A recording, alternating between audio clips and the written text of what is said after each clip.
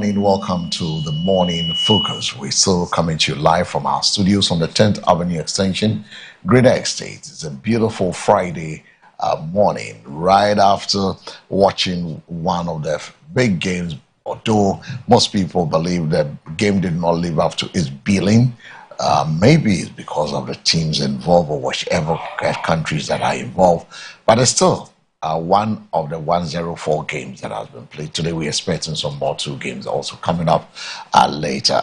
Today we'll bring you up to speed with that. Remember, the pendulum will shift straight to Canada, where they also have their opening ceremony, and then their first game also coming on this morning. So it's always refreshing to be with you on the morning. Also, don't forget today we'll be talking more about the Mega All Night that comes out every Friday. So once again, I want to say good morning. Welcome to the Morning Focus. And this is your trusted platform for informed discussions on the issues shaping our nation as well as the world. And as always, we bring you the latest headlines, the insightful analysis, and encouraging and engaging conversations as well on governance, development, the economy, social issues, and matters affecting everyday Ghanaian.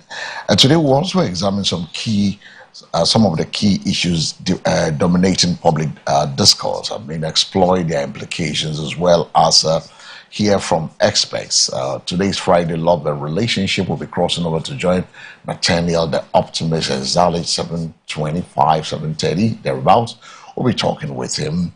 Also look at, we hear from expert policymakers and you, our viewers, the citizens on the way forward, whether it's politics, education or health, or the international affairs, we're all looking at that.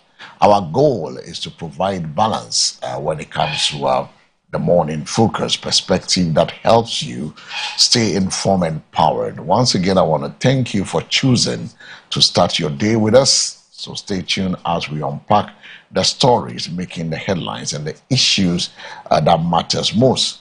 This is Morning Focus, informed, educating, and inspiring national dialogue. Good morning, Ghana. Welcome to the Morning Focus. Like we always do it, we start with our scripture for the day, and that is what we will be doing this morning. A scripture for the day brought to you in association with the Maranatha Power Ministries International behind the Nua Polyclinic. That is the first thing we'll be doing this morning. We'll be crossing over. We'll bring you that inspiration. We'll bring you the Word of God. We also chance on bring you the other stories that is making headway this morning. I want to say a big thank you to the Bishop of the House, Bishop Francis Noble Afote Odai. I want to say a very good morning to you and the entire clergy of the Maranatha Power Ministry, the congregants. We greet everybody and all our viewers for staying with us.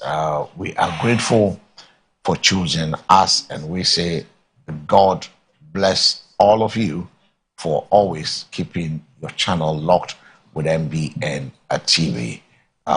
Today we're looking at Be Great in the Lord's Sight, and that's the title of the this morning's scripture focus. And the focus is on one particular scripture that we'll be reading in a short while for you. But the question we ask is, you know, the world always celebrates outward success, but God examines our hearts. Many people spend their lives pursuing recognition, titles, influence, and also material wealth. Yet God's definition of greatness is completely different. In His kingdom, greatness begins with surrendering to the Lord God Almighty. And our theme verse is from the book of Luke, the chapter 1, the verse 15, is that, for he shall be great in the sight of the Lord. For he shall be great in the sight of the Lord. So to be great in God's sight is to become the person God created you to be. It is not about standing above others, but standing faithfully where God has placed you. The greatest people in scriptures were not necessarily kings or rulers. They were men and women who obeyed God even when no one was watching. Let's take, for instance, John the Baptist was called a great because he prepared the way for Christ. His greatness was rooted in purpose. Definitely, God has a purpose for you and I. So we need to align to the purpose that God has created us to be. Not just being aligned to purpose or rooted in purpose. Obedience and humility was one of the key. And John the Baptist understood that his mission was not to draw attention to himself, but to point others to Jesus. So true greatness is found when we decrease so that Christ may increase. And that is true greatness. Many believers desire God's blessings, but God is often more concerned about developing their character than increasing their comfort. Before God promotes a person, he shapes their integrity. God teaches them humility, and God tests their faithfulness. You know, the hidden seasons of obedience often prepares us for the visible seasons of impact. And that is one thing that we always have to consider. So today, God is not asking whether you are successful by the world standards. God is not asking that. What God is asking, whether you are faithful.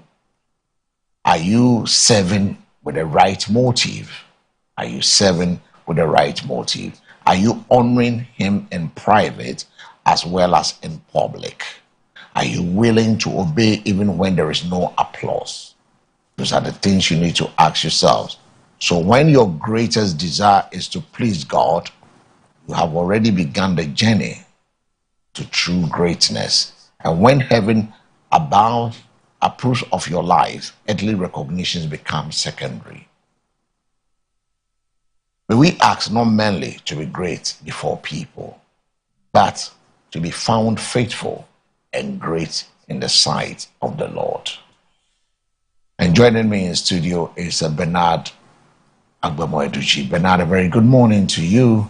Good morning, El. And thanks for joining today, Friday, the 12th day of June 2026. And today happens to be the day 2 of the FIFA World Cup. The Mondial started yesterday. I want to thank all our viewers across the entire country watching us on a watch along, where we have as discussions, the tactics, the discipline, the tactful of both countries on the field of play.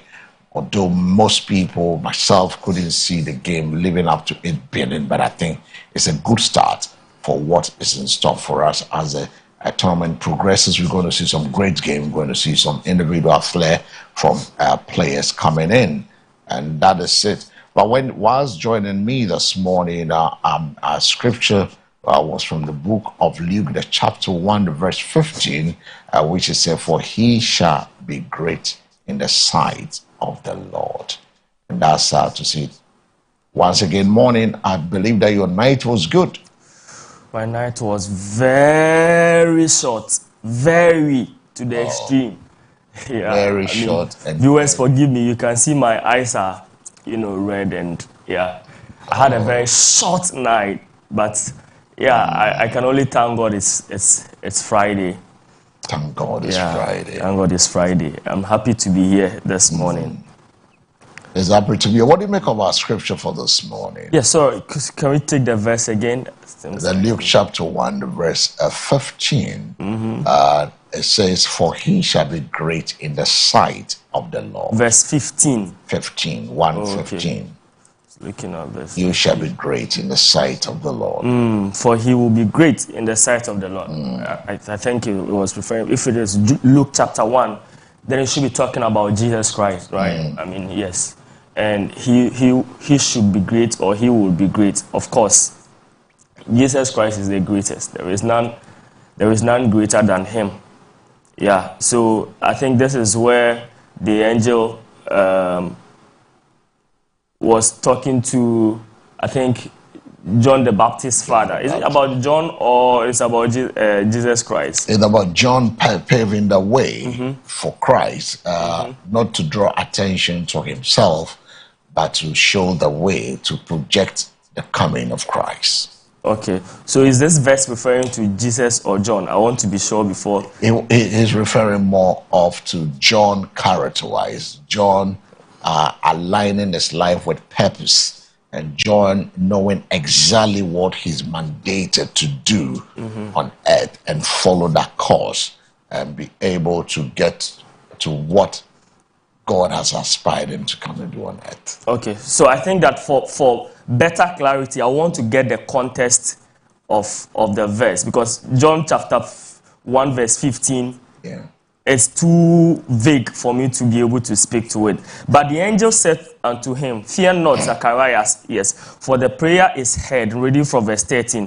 And thy wife Elizabeth shall bear thee a son, and thou shalt call his name John, and thou shalt have joy and gladness, and many shall rejoice at his birth. For he shall be great in the sight of the Lord, and shall drink neither wine nor strong drink, and he shall be filled with the Holy Ghost, even from his mother's womb. Yes, so this is talking about John the Baptist, not Jesus Christ. And when I love that story about the conversation between, you know, the angel Gabriel and then Zacharias. So this was angel Gabriel appearing to a man who was a priest, who I believe had devoted his whole life serving the Lord. And I also believe that had prayed several times for a child, but didn't get any. And I personally believe again that Zacharias had closed his mind that God was ever going to give him a son. And I say so because when the angel told Zacharias that the Lord was going to bless him and his wife with a son, he doubted, right? A person who still had hope that something will happen to them will never doubt. But Zacharias doubted that, I mean, look at me, look at my wife, we are old. I don't think, and it's the reason the angel had to cause him to be dumb, so that he wouldn't doubt, you know, what the Lord has said. So this is just one thing I like about Zacharias is that, and I will speak to what you just said. Even when he had closed his mind that God was going to give him a child, he was still serving the Lord. In faithfulness. He was still going to the temple to serve the Lord, to plead on behalf of the people. This is somebody who was serving not because of God, what God will do for him. And it comes to buttress what you just said. Why are you serving? What is the motive? What is the purpose? Is it because are you serving in the house of the Lord because you want the Lord to bless you? You want the Lord to give you an opportunity? You want the Lord to do something for you? Is it the reason you are serving? Or you are serving because his kingdom must come? You are serving to advance his kingdom. Zacharias had closed his mind that God was ever going to give him a son.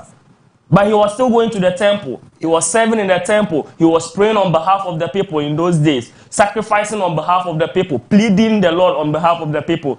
But the Lord had not answered his prayer. In fact, he had even closed his mind that God was ever going to do it. Some of us, if God tells us directly that the thing you are asking from me, I will not do it, you will stop serving in the house of the Lord. And that should speak to your motive. So why are we serving? Why are you in the choir? Why are you a protocol member? Why are you an usher? Why do you wake up to pray? Is it because you want God to open a brochure door for you? Or you sincerely, want to serve the Lord? Right? And you see, because of the faithfulness of Zacharias and Elizabeth, because he was still serving even when God had not blessed him. Look at what God gave him. A very great prophet. There is none greater, that is what the Bible says, than, John the Baptist. No prophet is greater than John the Baptist. Of course, he was the one who came to announce the Savior, right? He baptized the Savior. None greater than than John the Baptist, right?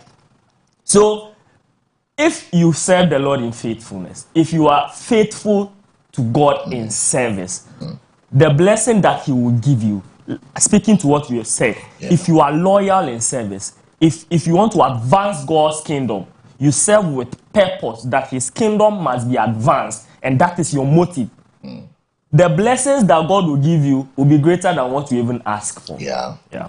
Quite interesting. Whilst you're speaking, I got this scripture that dropped in my spirit that is from Ephesians, the chapter 6, the verse 7, which reads and says, serve wholeheartedly, as if you were serving the Lord, not people. Serve wholeheartedly, as if you are serving the Lord, not people. Yeah. So it's important for all of us to find something to do in the house of the Lord.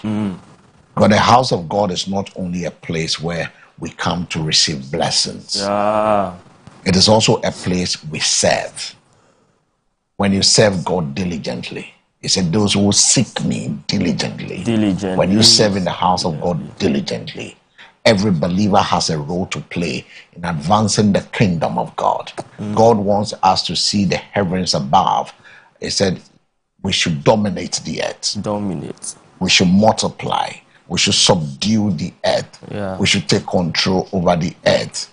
God is calling us to be faithful in serving him. Because whether it is in the singing, like you mentioned, singing in the choir, ushering, teaching, praying, cleaning, welcoming visitor, the media work, or supporting others, every act of service matters in God's sight. Yeah.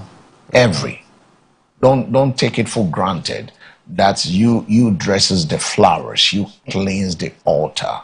Is a service that matters to God. You see, when we become actively involved in God's work, we develop spiritually, we build meaningful relationship, and we contribute to the growth of the church. Service keeps us connected to God's purpose, and it also reminds us that Christianity is not merely about attendance but participation. It is not just about attendance, but you participate actively. There are people who come to church service, clap your hand, they are folding your hand, jump, clap. They are standing there, sit, they want to do whatever, they just keep moving, distracting. It is not the best. You see, because no assignment in God's house is too small. No assignment in God's house is too small. Because the same God who rewards public ministry also rewards faithful service. Faithful service. Faithful the same God who rewards public ministry also reward faithful service done behind the scenes. There are people who are working behind the scene. You might not see their importance, but once they serve faithfully, God rewards them. Because what matters is not the visibility of the task, but the faithfulness with which it is carried out. What is the motive behind what you're doing? As believers, we should ask ourselves, how can I be a blessing in God's house? Now, the first question you need to ask, how can I be a blessing in God's house? When we serve with humility and a willing heart, when we serve, I repeat, when we serve with humility and a willing heart, we become instruments through which God touches lives and transforms our communities. It's because of you, somebody will want to come to church. Yeah. The way you approach the person, the way you even usher the person alone, he or she will always want to come to church. It's a service. Serve wholeheartedly, as if you are serving the Lord. As if the Lord is here and you're serving the Lord. How you serve the Lord wholeheartedly is that when you do to those little ones, you have done it for me. Yeah. So a church grows stronger when every member moves from being a spectator. Yeah. I say a church grows stronger when every member moves from being a spectator and to becoming a servant. Yeah. when we all decide to serve and serve well, oh, you will love to go to church every Sunday. Oh yeah. Servanthood. One day, I think one of these days I should do a series on servanthood. Yeah. The importance of why you should serve. Why I love to serve. I don't mind whoever I'm serving under, but I want to serve faithfully. Yeah. And even if the person looks down on you, God will look down on the person for you. God will fight your fight. I love that Tego Sister song. Or sister, when you want some car, Yamin Kibi Mao. Yeah. So that is why God said, in all things, give me time, just leave it for me. Yeah. The Egyptians you see today, you might not see them tomorrow. It's all when you are willing and ready to serve with all humility. Yeah, people will do things to you. People will look down on you. But behind the scene, you'll be wondering why God keep blessing you. Why God keep opening doors for you.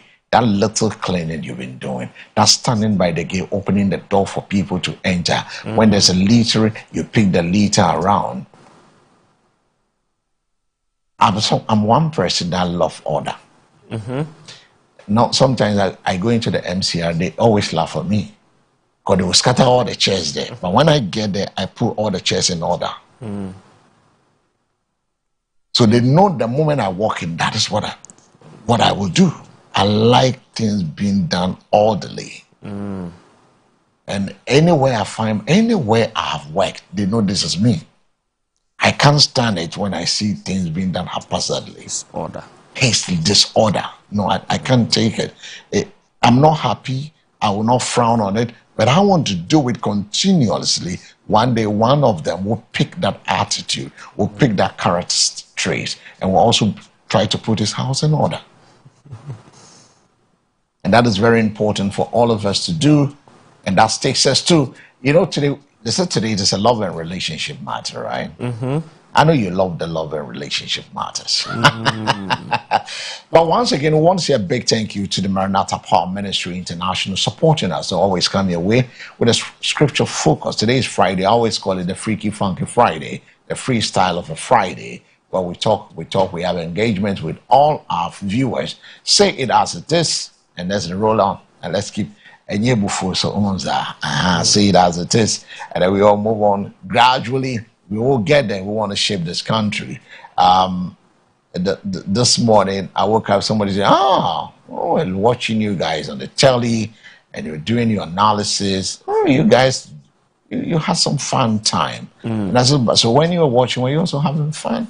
He said, yeah, I was sipping my Coke by me.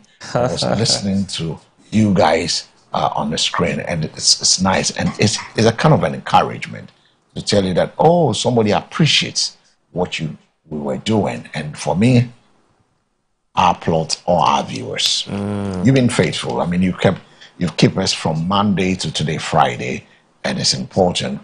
But don't forget to join us on the Mega All Night. Yeah. Mega All Night. Yes. Attend the Mega All Nights. And it's very, very important for me to see you at the Mega All Nights, where we all pray together from 10 p.m. sharp. 10 p.m. sharp. I like the way the sharpness is put there, the S-H-A-R-P, sharp. Yeah. Yeah. And it's important why we need to pray. Call a friend to call a friend. Very important.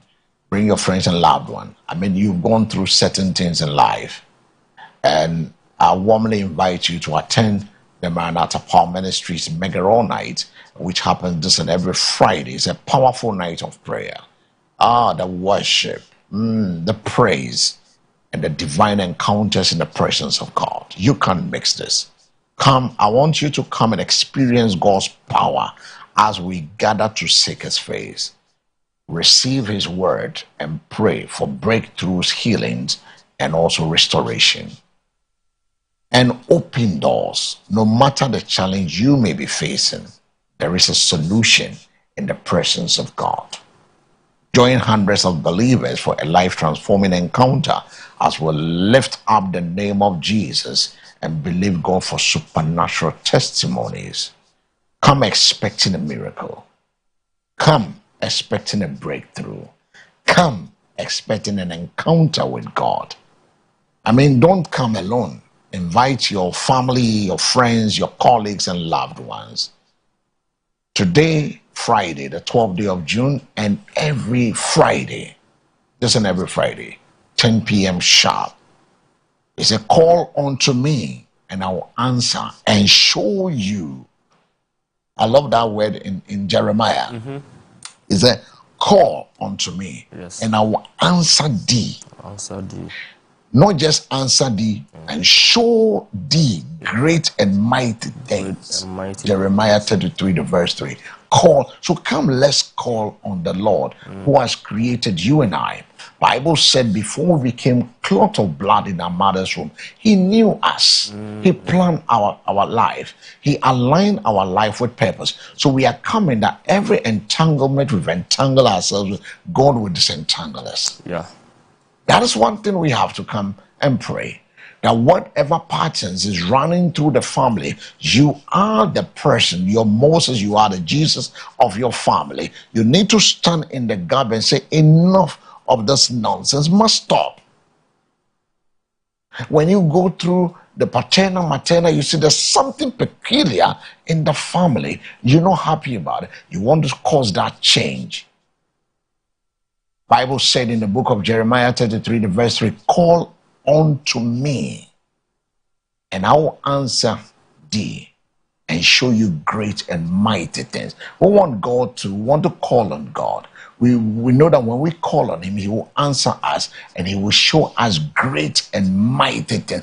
This is the word of God. This is a promise from God. He said when you call on him, he will answer and he will show you great, not just great things, but mighty things. And the only place we can do this is when we come together at the Mega All-Night service at the Maranatha Power Ministry International, where the divine visitation. And when we finish praying on Friday, we rest on the Saturday, but we still keep praying, and we come back on Sunday. First service, if you are early bird, come the first service 7 a.m. to 9 a.m. It's called the victory service. If you miss the victory service, then you can join the breakthrough service from 9 a.m. to 12:30 p.m. But I love to, anytime I go there, I join the first service and the second service. Yeah. I enjoy both service. Yeah. Oh, I love it. I love it. Make a date with God at the Maranatha Power Ministry International. Maranatha Power Ministries International, the Mega All Night. Your testimony could be a one prayer away. We look forward to welcoming you. God bless you. Now let's move away from there. Let's go straight away to bring you our African proverbs for today. What is the proverb saying? African proverbs for today. Until the lion learns to write. Until the lion learns to write, every story will glorify the hunter.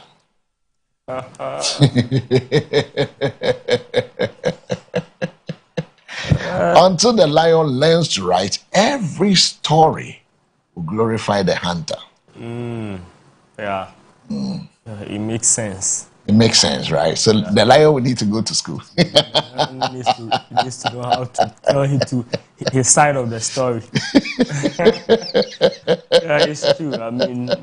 It's true. It's very true. Literally, you should also learn how to speak for yourself. Yeah, how to articulate the things that you have done. That's it. Yes. If not, another person will tell the story for you to favor them.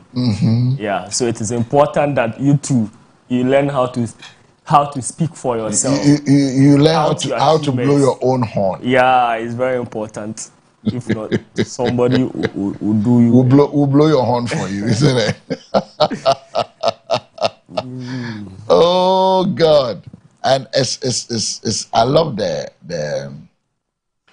proverb. Myself, I was pondering over it, and I said, "Oh wow! Yeah. My oh my! And it's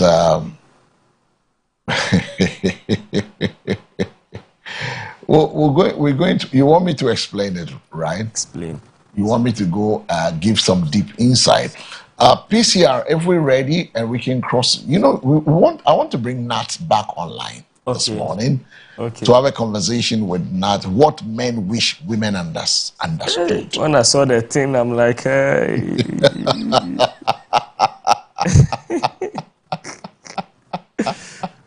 Oh my goodness.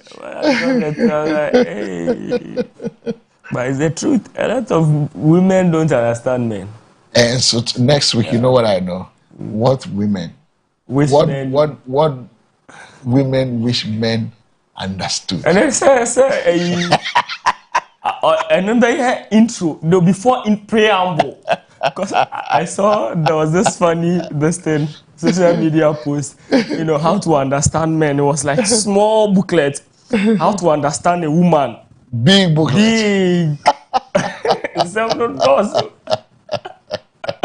I don't want to talk. Babe, what's the issue? Nothing. Are you sure? Nothing? Yes. Now what dream? What were you doing? Hey, so you won't push further. So because I said nothing, you won't push. But you just said nothing. Nothing means nothing to me. Men are very literal. Nothing means nothing. But to a woman, nothing means press further, push further. Babe, what is happening? Oh, you can always talk to me. What's the issue? You can always discuss. You can always trust. Minis our time. You kopiska. After I met now, you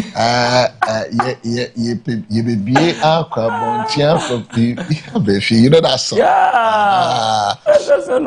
All right. So Joshua just sent a message in. He said, Chairman General, morning. The African proverbs, you don't want to say your side of the story. And you want to jump to love and relationship, what women should understand. That is very literal. Say your side of the story. If not, I'll say the story for you. It may not favor you. Okay, until the lion learns to write, every story will glorify the hunter.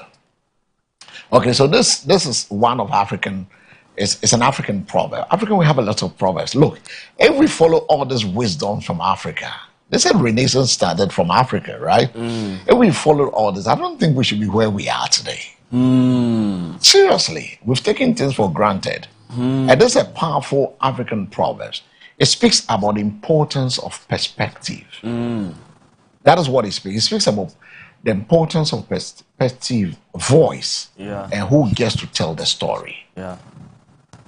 Because for generations, the hunter has told stories of his bravery, his skill, and triumph over the lion. We can take into account David's account of how he tears the bear, he tears the lion, In those stories, the hunter always glorifies himself. Yeah, the hunter is always the hero. Whilst the lion is often portrayed as a defeated beast. Yeah. But the proverb challenges you and I to ask, what would be the story, or what would the story sound like if the lion could tell it? If the lion could tell it. Yeah. Absolutely. What could be the story sound like if the lion should tell its side of the story? So the lesson is that history, narratives, and public opinions are often shaped by those who have the power, who have the platform or opportunity to speak, and those without a voice may have the experiences overlooked, misunderstood, or completely ignored. Well, we'll come to this conversation on African proverb, but let's cross over to look at the importance. I mean, very, very important. How do you call it? The love and relationship. What men wish women understood. We always know that good relationships are built on understanding. We've heard communication, respect, and emotional connection. Yet many relationships struggle because men and women often see, feel, and express things differently. And these differences can create misunderstanding, unmet expectations, and conflict if not properly addressed. Today's discussion explores what many men wish women understood about their emotion, their pressures, you understand, and their needs and communication styles and expectation in relationship. And the goal is not to suggest that all men think alike. No, but to foster a better understanding between partners and promote healthier and more fulfilling relationship. So what we're going to do this morning, for generation and societal expectations have shaped how men and women express themselves. Many men are raised to be providers, protectors, and problem solvers. And as a result, they may not always communicate their emotions openly, even when they need support. Women, on the other hand, often places a high value on emotional expression, verbal communications, and connections.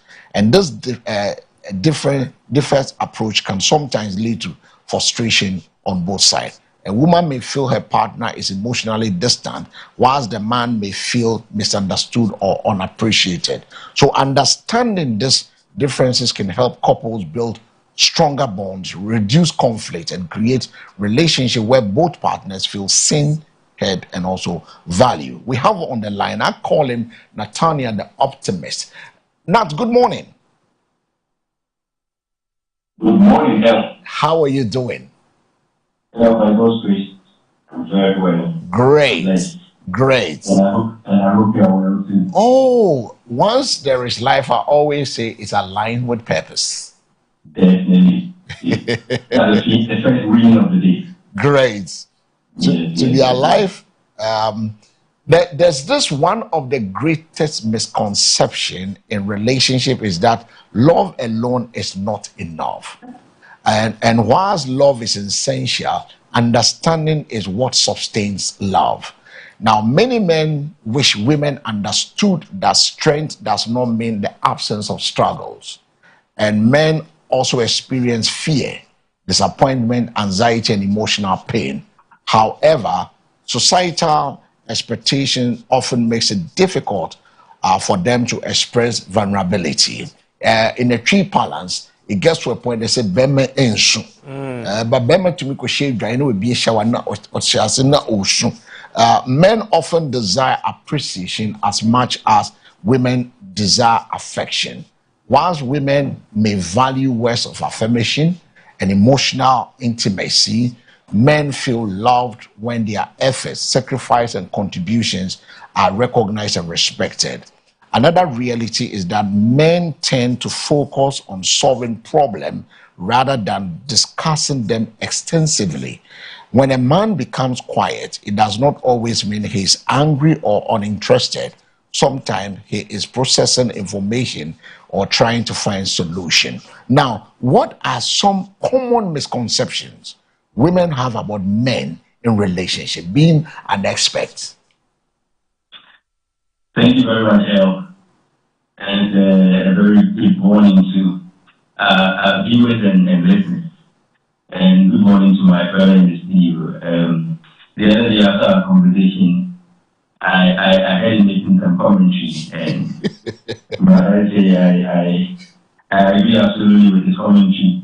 But sometimes the commentary is even sweeter than the main submission, so I want to acknowledge and appreciate his time. We have a lot of things in common. I don't know him personally, but I think from the way he speaks, we have a lot of things in common. Okay. And even all young around there will have that kind of mindset. We will have no peace at home. And the misunderstanding will be less.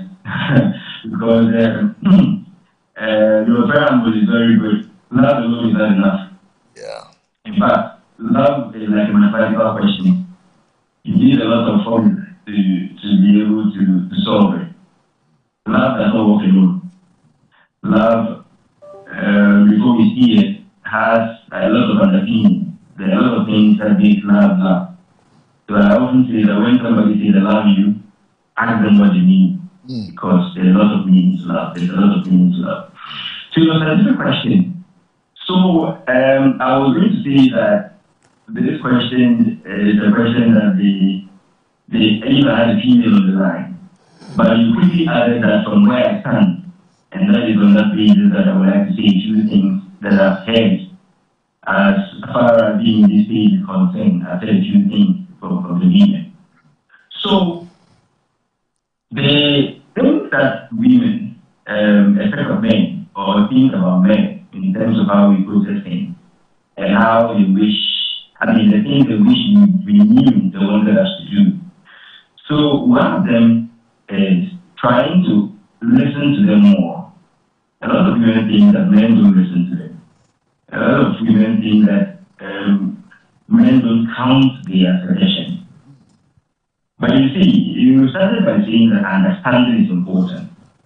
And I think it's not because I'm a male, but the answer I often give to the females is that it's not that we don't understand their concern in terms of wanting them to listen to us more. Sometimes it just has to do with the processing of whatever it is that they're telling us. Because a woman is emotional, a man is more logical. That doesn't mean that a woman is not logical too, but we're talking about it in comparative sense. So my answer to that question to most women is that because men are more calculative, whenever it is that we have suggestions for women, we put it in that calculative mood and see how much it can set the long-term goal. Because women are more emotive, their solutions tend to be short-term, whereas the solutions that come from men is very long-term. And that's the answer I often give. So that's one. The first thing is that women feel that men don't listen to them more. The second thing, which is very important, is that women say men don't communicate with them. We don't listen and we don't communicate. There are two different things. Communication is completely different from listening. There are good skills that ought to be learned. So women feel that men don't listen to them, men don't communicate with them. That's another thing that most women say. You mentioned that when men are silent, it's not always that the man is thinking about another woman. Most of the time, more often than not, it is because they are processing to bring up a certain solution. Now, let me put a case here. We are speaking to responsible men this morning, or we are speaking about responsible men this morning, not all men. In my classification, men that don't live up to the standard are all boys. So this morning, let me put it here, that I'm not speaking for all men. I'm speaking for men who are out there and are responsible for their actions and inactions. They are really for the task that they've invited to themselves or they put on themselves. These are the men we are talking about this morning. We are talking about the man that cares so much about their family. The man that knows that marriage is about filling a very important part in society, training and nurturing the next generation. This is the man we are talking about. I need to put that KDR very strongly across. Very important. Before people assume this for themselves, not at all. So the third thing, and I will pause here for you to leave out any questions. The third thing that women feel that men don't do, or they feel that men should do more, is having their best interest at heart. A woman spoke with me and said that she was shocked to realize that the man used the brother's son's name as the next of him. That's because they don't have a child yet. And the woman was complaining to me that she felt that at least having the best interest at heart means that she thinks about her very well. So that is the third thing. Women feel that men don't have their best interest at heart. They are just, they marry them, put them in the houses, and then just meet the societal consent of we're married or we're not married. And I think that there is nothing that goes beyond it. To the extent that they go, just money or like for my it's not that deep. But then it goes deeper than that.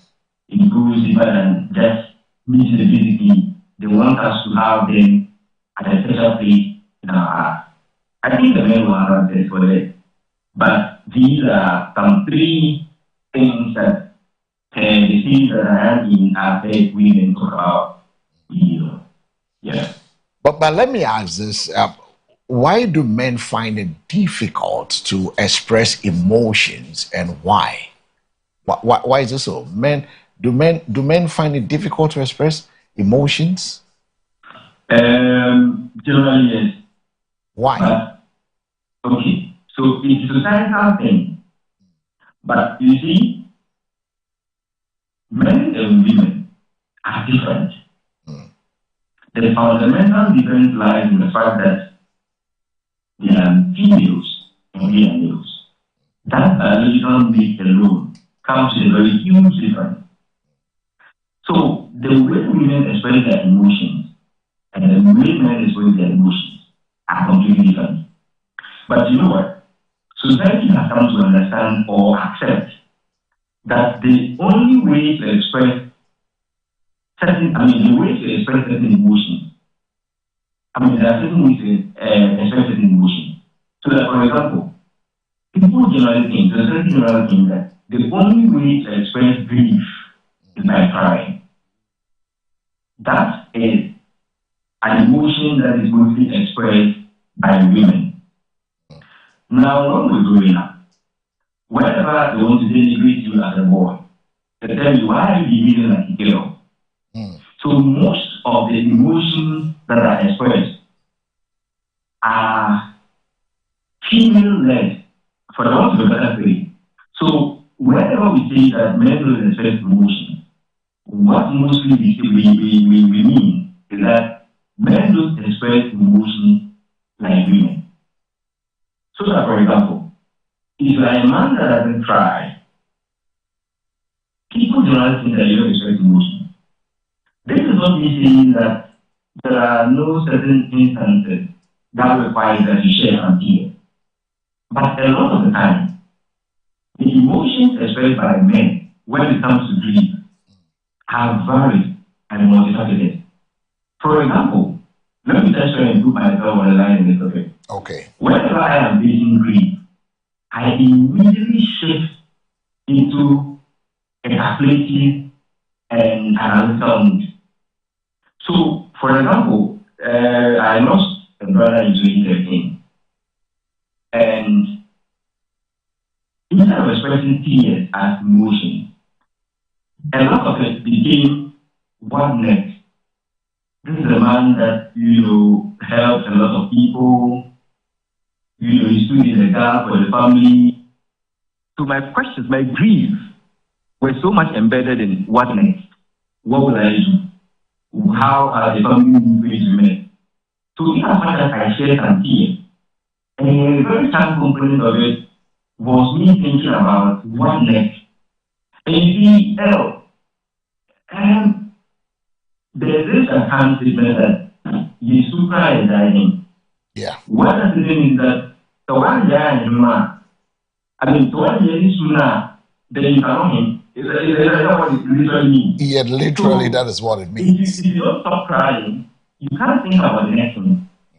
So a lot of the time, men cry. By the time of crying that men do, because he has a component of it saying, what should I do? Because society has placed responsibility on the man. The man has a very huge responsibility in terms of how society functions. So if you spend all the time crying, how will the needs of the society be met? So I don't always agree when they say men don't cry. Men don't cry like women do. That is a much more, way I want to put it. But yes, men express emotion. And I urge men to express emotion as much as possible. Not as women do. You see, that is always where the dilemma is. We can't express emotions as women do because we are not women. And women cannot express their emotions in grief as we do because they are not men. We are different. So whenever I say that this conversation about men and women come up, I always say, look, let us concentrate on bringing up men to the men and bringing up women to the women. And we will find a balance. So men express emotion. But yes, men need to express the emotions like you mentioned. But generally, there is something I have started advising everyone about. Okay. When you are in the home with your wife and there is something going on, a mature man brings the family along. It doesn't pay to sit in the hall alone and cry. It doesn't pay to wake up at the odd hours of the night and cry. Sometimes bring your family along. That is what the mark of a man is. I'm not asking you to complain. Find the plans, the strategies that you want to use to get out of challenge. But by all means, bring your partner along. So if it is the appropriate shifts that you need, for example, you need to buy 5 kilos of rice. This time around, no, we have to do the whole one. We have to go to the market itself and buy the one at the measure. Bring the family along. Most of the time, men want to be stronger than they are. You cannot afford what it is that you need to afford or what it is that you used to afford. There is nothing wrong telling your wife or your spouse or your partner that this time around we are going to do the moves. That is another mark of a man because you're a leader. It doesn't pay to go about crying, meeting certain needs that you cannot meet again. But because we are wrongly brought out most of the time, we want to show up as men, that thing called men. I mean, I don't want him to do that, I cannot do it. No, but the mark of a man is being able to choose your battles carefully. If you are a man, then you know how to choose your battles carefully. That is what makes you a man also. So it's not just about killing ourselves to do the thing. That is where sometimes a lot of men fail. So being a man also means that you are able to look through the situation and know what steps to take to meet the challenge differently. That is the mark of a man too. So the way we express our emotions, by all means, will be different from how women express their emotions. But most of the time, we are caught in the web of not even being able to express their emotions properly. Just like this analogy I'm giving. Yeah. If you are facing a challenge as a man in your home, in meeting your basic needs, in your quest to express your emotions and how you solve this problem, bring your family along. But not bringing your family along, that is when you'll be caught up in the web of wanting to really cry, but not able to cry because you are afraid to cry, society to say, why are you crying? But it is not crying that is required in this analogy I've just explained. It is you bringing your family along that is required. But because you're not bringing your family along, it brings emotions of grief that you ought to express by crying. And then you cannot cry. I don't know whether our listeners are following my conversation. Yeah, so that brings me to the point that it means that the couples will need to improve their communications when they have different communication styles. Exactly. I think we'll get into the conversation for this morning. What men wish women understood about them, right? Right. Yes. Interestingly, it's getting interesting as we move along, but our societal, expectation also placing too much pressure on men today. Okay, so the answer is yes, but it's self-inflicted. Okay. When you are the leader sees much more than anybody else does. Now, in your organization, the CEO, by the end of he being the CEO, sees a lot of things that nobody else sees. And then that's because of where he plays as a leader. Unfortunately, I call the burden that men interested that place for us are self-interested. Now, I am supposed to embark again. I know how far I can go. Why am I allow somebody else to determine how far I should go?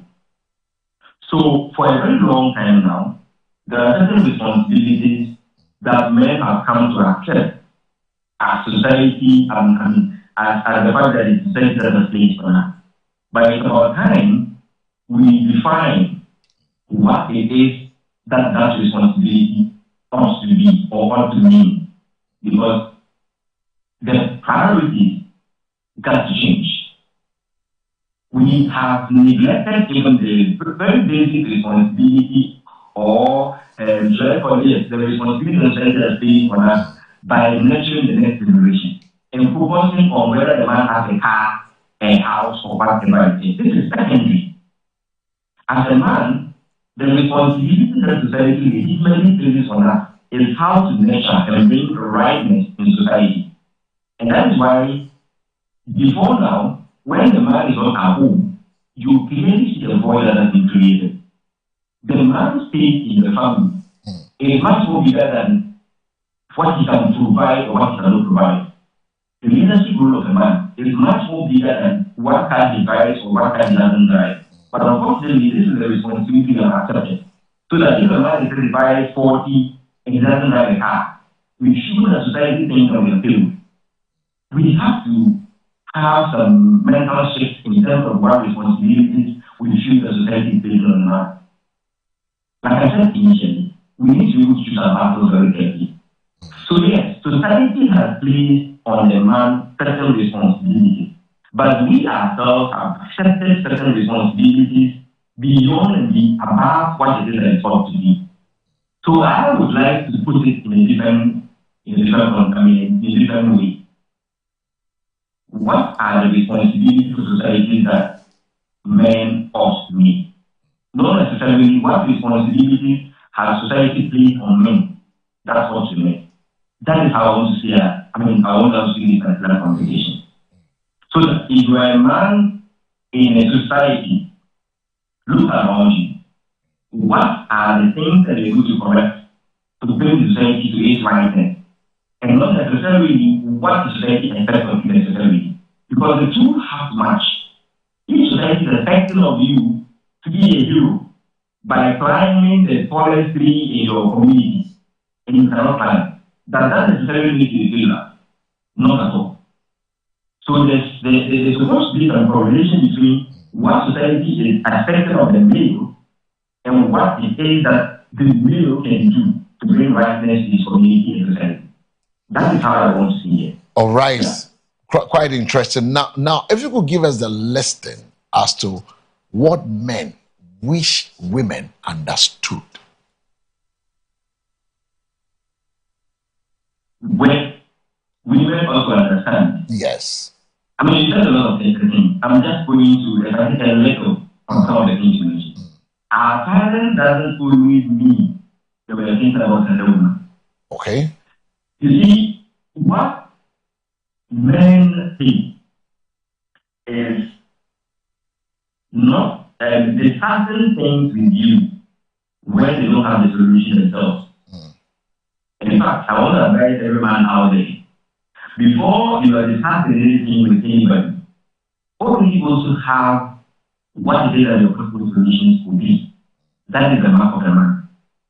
So one of the things that makes men silent is because they are trying to figure out what to do before they can discuss with you. So women, our silence doesn't always mean that we are possessing stuff that is contraband. Sometimes just a good society. So if you see your man quiet or silent, your thought shouldn't be prejudicial. What is find out? I call something righteous anger. Just get to know why the man is quiet before you conclude. Because that is of being conflict that can be, hitherto would have been avoided. So that's one. The second thing is that we love them so much. Because you see, in our time, we say, we're being sit down at the council. So the fact that the man has traveled far simply means that he wants you. Let me go back to my career. I'm speaking to responsible men this morning, not any man. There are some men who are so boys. Who are so boys, so, right? Dear women, if you have a man in your house this morning who is thinking differently, just know that another understand and another attend brother who beat him. Because men, we have decided to be very responsible because that is what society actually expects of us. So I'm speaking to responsible men this morning. We are approaching Father's Day, right? Yeah. So we love them so much. You see, every responsible man acknowledges the woman as a helpful. Look, in most cases, men love women more than they even think we do. The expression most of the time might be different. And this is why I urge men, during the dating period, don't spend all the time talking popcorn and doing only night dates. Spend some of the time getting to know who your woman is. Because you see, when the butterflies are flying at the early stages of the relationship, that is the time you can get to know a lot about each other. There's a very good reason why when you meet somebody for the first time, even when you insult them, they don't get angry. That's the time you're supposed to find all you need to find. Because if you ask any philosophical question, during those phases of dating, will tell you. Now, that information is used in recreating the fun that existed before you got married. So if you miss that very important phase of the relationship, you might never be able to recreate happiness in your marriage. Because I'll give you a very practical example. During dating, if I got to know that my woman becomes excited whenever it is that I buy her popcorn, then it becomes easier in marriage to recreate that happiness because I know what makes her happy. If I got to know during the dating, during the time when the butterflies is flying, that whenever it is that I come closer to my partner and then I reassure her of how much it is that I love her, then in marriage, I can recreate that butterfly feeling in the marriage. So what I'm trying to say is that the love and how it's supposed to be interpreted or lived by us, for the women to actually know that we love them much more, lies in how much we got to know them during the dating phase. So men, don't let us let our women think that we don't express enough love. Most of the time, that is lucky because we don't even know what to do. Because we didn't know what it is that made them pick while we're dating. So this is just my little bit of teaching to men out there on how to create fun in marriage. Truth be told, a lot of men are very boring in marriage. They are very sweet in relationships, but very boring in marriage. Because they waste all the time trying to meet all the needs. Never minding what they say that really means happiness for the woman. So caught up in the marriage, they don't even know how to express the emotions of happiness or whatever. So the marriage becomes a little boring. And that's why women tend to think that men don't love them. Because an emotion most of the time has to be forced. Other women, that's true naturally. Men's emotions when it comes to love and affection have to be forced. It is only in relationships that men do a lot of crazy things. So in marriage, a lot of men don't even know what to do. And so women interpret that as we not loving them. So men, when we are dating women, let us pay attention to what it is that makes them happy. There are some women that don't do so much. It is not every woman that needs a lot. There are sometimes we miss what it is that we really need. And so we should have to find the big thing that makes men happy. There are a lot of times that the very thing that makes men happy is just the little thing. You know, there are things I do that use my wife for that. Not just the nutrition, not just eggs. Sometimes just like cleaning, and something I do very much. And I'm a very good cook too. And I got to know this on the dating. So once in a while, when I realize that the room is a little bit boring, I just get into the kitchen. And then it makes a lot of fun. Just by doing that. So I urge all men out there to learn how to make our women know that we love them. Because women think that we don't love them. Okay. I spent a lot of time on this because of the fallacy around love. Love is not just a word. Love is a verb. It is in the doing. There are a lot of things that come together to make love what it's supposed to be. To learn my love, I spend all the time on that. The third and probably the final thing I want to say is that we have their best interest at heart. We have the best interest at heart. Having the best.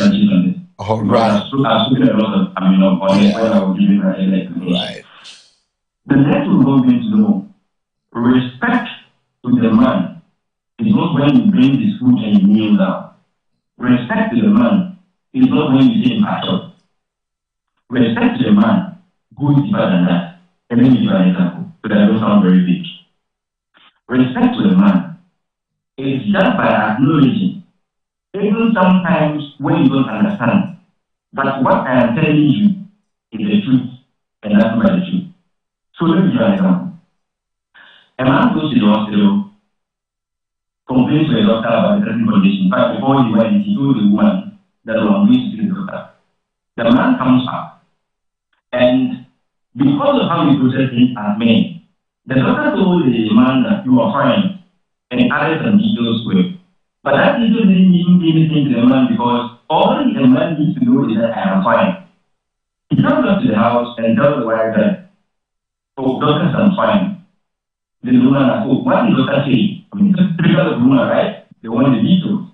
The man is like, oh, well, he said a lot of things. He said, oh, I'm just taking care of my eating and all that. But generally, he said, I'm fine. The woman didn't understand. The woman wanted more details. And thought that the man was lying about it. Had to go to the hospital behind the man to go and find out from the doctor whatever it is they said.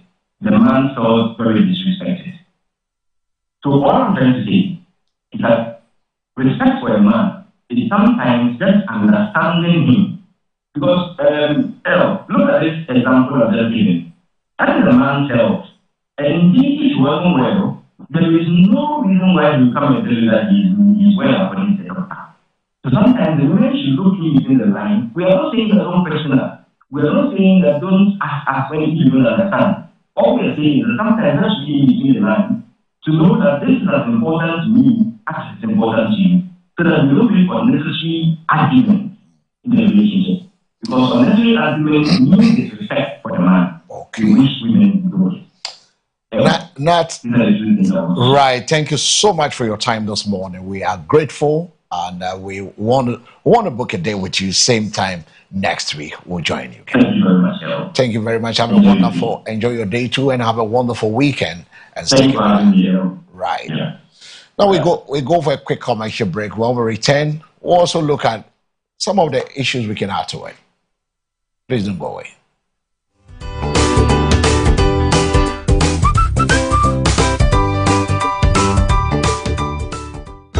Ghana, a nation built on the blood and toil of our forefathers. We have come this far through faith and unity. Now is the time to pause, give thanks, seek the face of God, and renew our commitment to the future of our nation. It is in this spirit that our President, His Excellency John Dramani Mahama, invites all Ghanaians to join in the National Day of Prayer and Thanksgiving. The theme for this year is Resetting Our Values to Build the Ghana We Want. Date, Wednesday, 1st July 2026. Christian service, State House Forecourt, 8 a.m. All must be seated by 7 a.m. Muslim service, National Mosque, Kanda, 12:30 p.m. All must be present by 11:30 a.m. It's time to renew our minds and build the beautiful Ghana we all desire. Come, let's stand together in faith, united for Ghana. The National Day of Prayer and Thanksgiving, resetting our values to build the Ghana we want.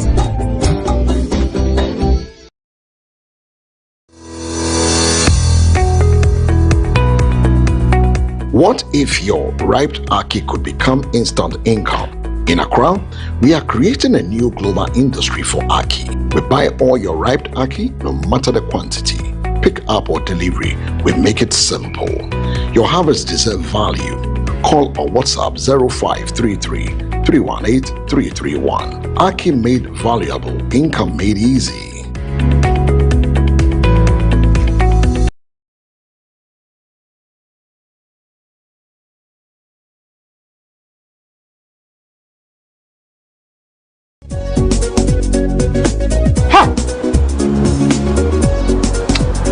So there's some local fast food.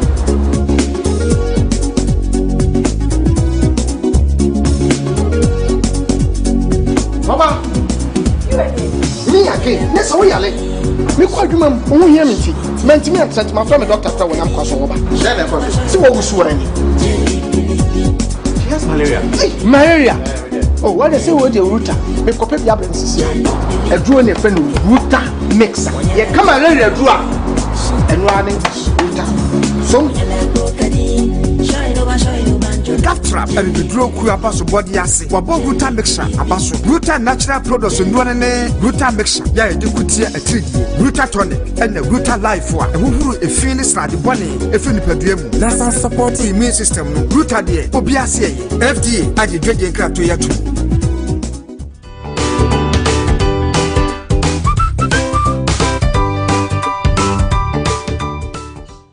All right, so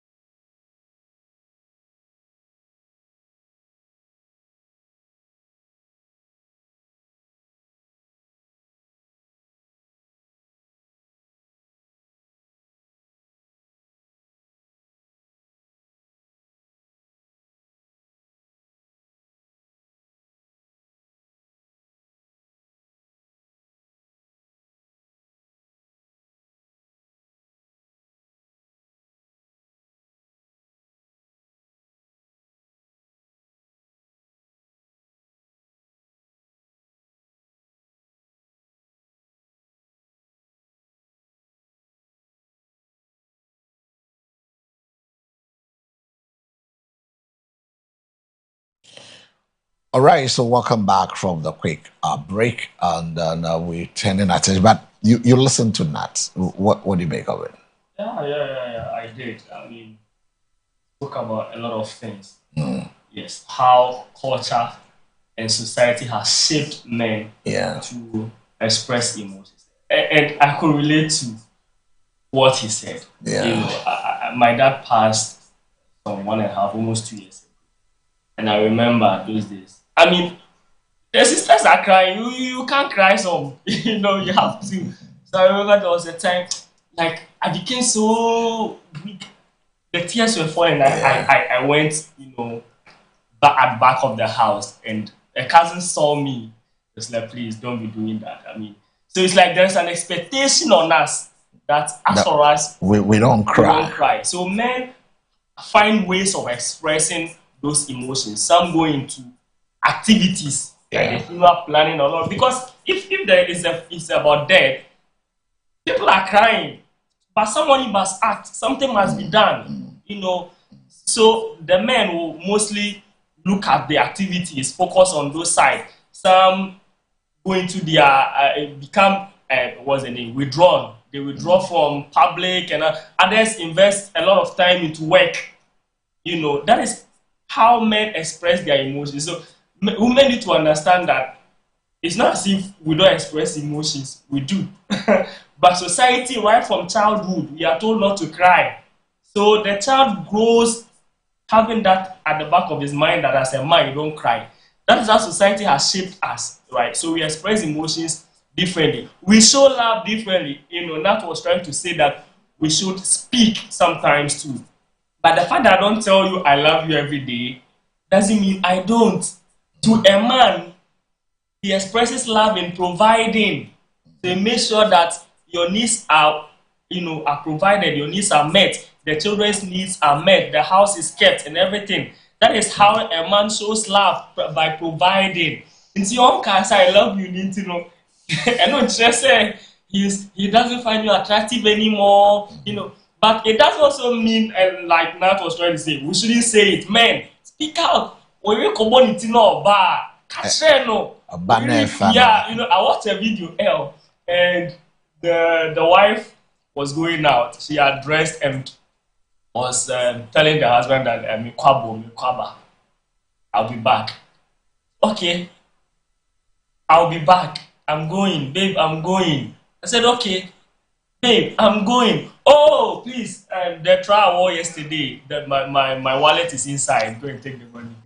You know? All right. Said, no, babe, I'll be back. Onim, let's do this. Let's go for a quick break. When we come back, we continue this conversation. I say background now.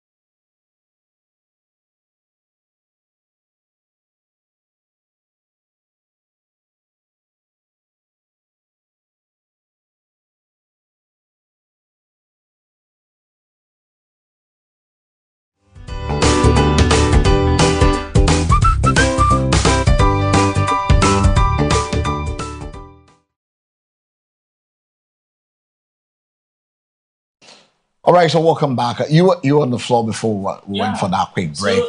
We're looking at what women should understand. When it comes to men. So the wife kept saying, "Babe, I'm going." He said, "Oh, my wallet is in the drawer yesterday. Check, pick some money for transport." So, "Babe, I said I'm going." I said, "Yeah, okay." The guy was confused. "Babe." Then the lady was like, "Babe, can you see me?" I said, "I'm going." I said, "Oh, you look good." You see, the wife just wants the husband to compliment. Those compliments. But no, not doing it enough, cry. You see? So yes, even though men, we express, because the first thing that came to his mind was, check the trial yesterday. Maybe you want money. You want money. Well, he's a provider, right? So as for men, women, you need to understand how we think. For us, once I'm providing for you, it means I love you. The fact that I don't tell... I listened to somebody, one counselor from Nigeria. He's a pastor to Pastor Kingsley. He's a popular marriage counselor.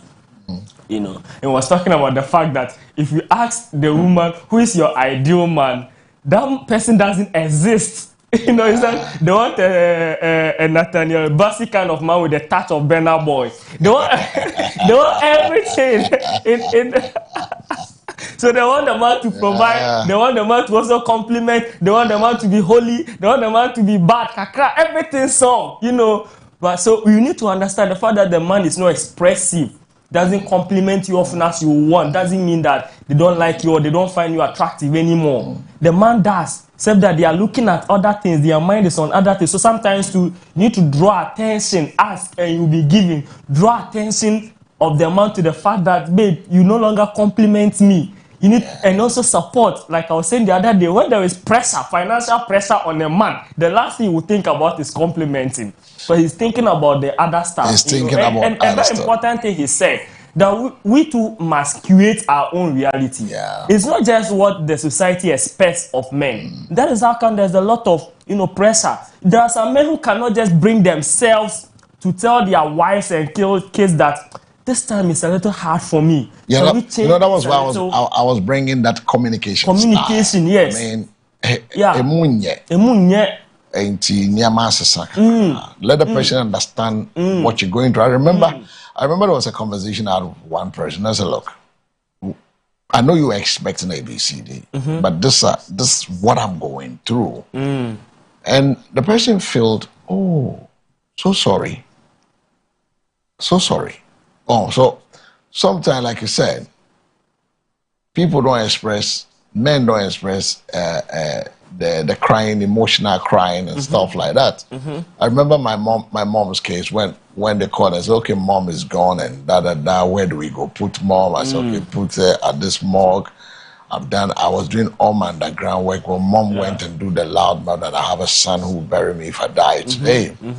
It's happened the same thing with that. So it's like, okay, the only person in your family is you. And then you do the funeral things, you bring the body home, you take the body to the church, and now you're waiting for the final thing to give the body out. But you go back into your room alone and you weep. And you come out with your eye red and put on your glasses. And I remember my mom's on it vividly. After reading the tributes, I couldn't hold it anymore. Remember, because I've held it for well over 1 month. I couldn't hold it anymore. And you have your mates calling you and telling you, look, you need to be strong. You need to be strong. You need to be strong. That is the word. You need to be strong. There's nothing like being strong at that moment. You need to be strong. I mean, especially you have sisters, younger sisters. No, you have to be strong to hold them up. If not, if they see you crying, they will cry. So there is expectation. But like I was saying, men must try to create the reality. You are like Nathaniel is saying. So if they don't expect them to know. Tell them that this is the situation. Can we adjust? When the time is okay, we can go back to how. When I have it, I spread. But if I don't have it, I don't have it. And you know what? Kids will understand. Children will understand. Yes. But if the reason they sometimes feel some way angry about the fact that you've not given them is because you've not explained the situation. You've not told to them. You've not told them. They have to also be brought along. They have to be carried along. Yeah. But I believe that successful relationships are not built on perfection, but they are built on understanding. That's a very key thing we should all look at, because the more men and women seek to understand rather than simple be understood. You need to understand so that simply you can understand each other, because the stronger their relationship become, the healthier the love grows. When you have a stronger relationship, your love life will grow. But there are some things are listed that what men wish women understood is that men need appreciation too. Very, very important. Many men want Very their important. efforts to be noticed and appreciated. Whether it is providing, protecting, or supporting, or simply being present, acknowledgement can go a long way in making a man feel valued. Very true. Very true. Yep. Very true. Very valued. Yeah. The second thing men want women to understand when it comes to their life is silence does not always mean indifference. No. Silence does not always mean indifferent, because when a man becomes silent, it does not necessarily mean they are angry or they are upset or they are losing interest. Often they are processing emotions. They are processing emotion. Yeah. They are thinking through problems or simply needing personal space. Yeah. Yeah. It's not always that they are not interested. Yeah. It gets to that point. So silence does not mean that. Now, I like the way they just don't know how to say. yes. So they just want to keep to themselves. That doesn't mean they're not interested in you. The third thing women have to understand when it comes to men is respect matters deeply. Respect matters deeply. In a sense that whilst love is important, men view respect as fundamental part of feeling loved. Yeah. The fundamental part of a man feeling love is respect. God being listened to, trusted, and treated with dignity strengthens a man's emotional connection in a relationship. So women, understand that. Respect matters deeply to men. Men also have emotional needs. That's one thing women should understand. In the sense that society often expects men to be strong at all times. And you heard what Nathaniel shared with us and what the experience Bernard shared with us. But, but you see, men experience stress, fear, and disappointment and insecurity just like women. They also need encouragement. They need understanding and emotional support. So women give them that support. Not every problem needs an emotional interpretation. That's one thing women should understand when it comes to men. Oh, sorry, because you spoke about respect. Yeah. And that is what to a man love is. A man feel love when he's respected. Let me read something. This is Bible, Ephesians chapter 5. The verses 25. Allow me to read to the last one. Husbands, love your wives. Listen, love your wives, just as Christ loved the church and gave himself up for her, to make her holy, cleansing her by the washing with water through the word, and to present her to himself as a radiant church, without stain or wrinkle or other blemish, but holy and blameless. In the same way, husbands ought to love their wives as their own bodies. He who loves his wife loves himself. After all, no one ever hated their own body, but they feed and care for their body, just as Christ does the church. For we are members of his body. For this reason, a man will leave his father and mother and be united to his wife, and the two will become one flesh. This is a profound mystery. I'm reading the last two verses. This is a profound mystery, but I am talking about Christ and the church. However, each one of you also must love his wife as he loves himself. And the wife, listen, Bible never said, wife, love your husband. And the wife must respect He says, so the command is this: men, and you all men, love your wives as you love yourself.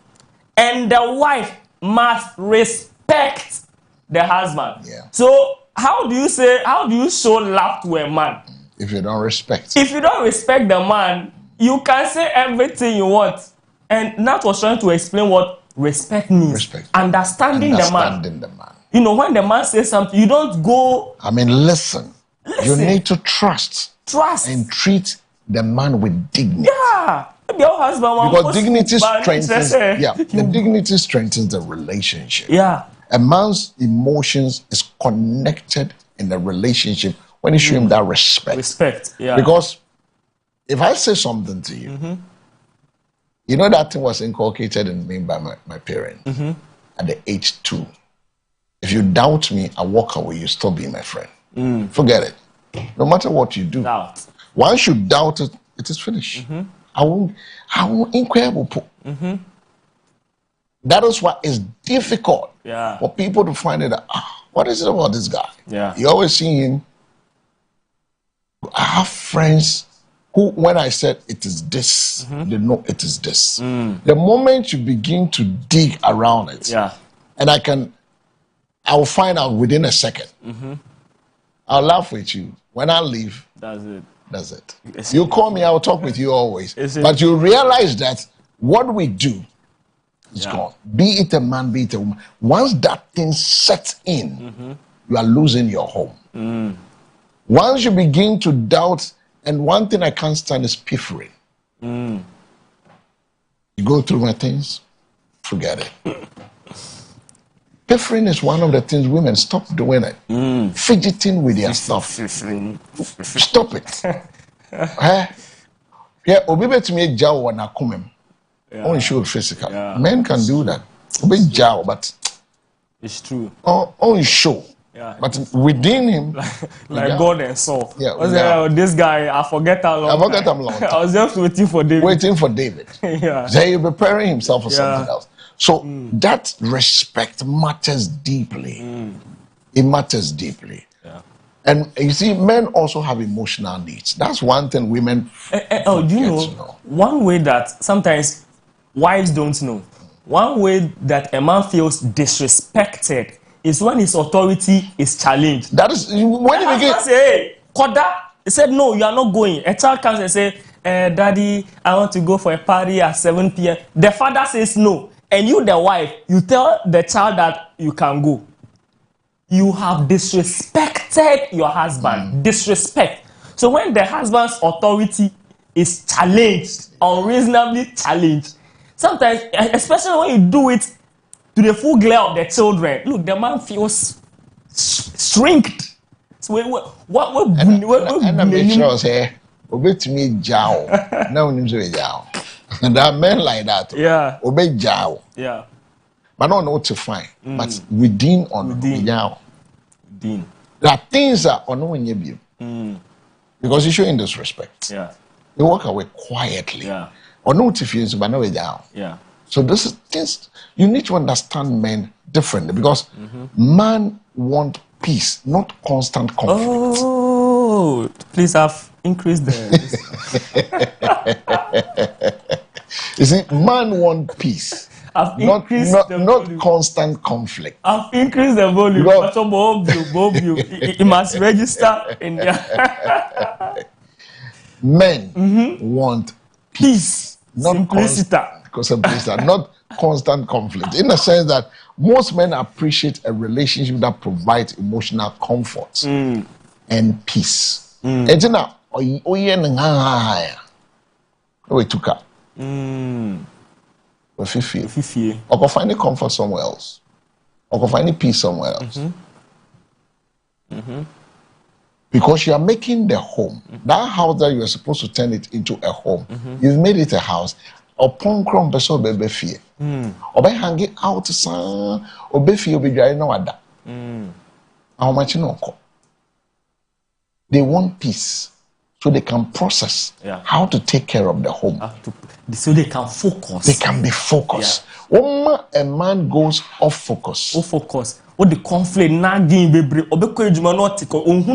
the man is not. He can't focus. He doesn't have the peace of mind. Yeah. But women, you know, sometimes that is one of the things women must understand. A woman can still thrive in chaos. Look, a woman can still function naturally, very well, to the maximum, very effective. When there is chaos, when there is conflict, misunderstanding, a woman can still function all right. So sometimes they tend to think that we are the same, but we are not the same. The fact that you can still work, pay attention, do everything you need to do. Even when there is chaos in the house, the woman is still taking care of the children, feeding them, dressing them, sending them to school, able to focus on their work, do everything. It doesn't mean the man too has that ability. That is something women must understand. So the fact that you think that why is it? Because I'm able to focus, I'm able to do mine. No, but your husband needs serenity to function properly. The man needs peace to be able to pay attention on the things that matter, to be able to focus on work, right? So once there is chaos, that you are cheating the man. When you create chaos, you can function. The man cannot function. So give the man peace. If you want to see a man perform very well, give them peace of mind, serenity. Yeah. But once there is chaos, you can function. The man cannot function in chaos. That's how God created us. Yeah. But you see, but there's one thing. This also does not mean that you avoid difficult conversation. Yeah. Men don't avoid difficult conversation, but handling disagreement with respect and understanding is a key thing for both sides to function.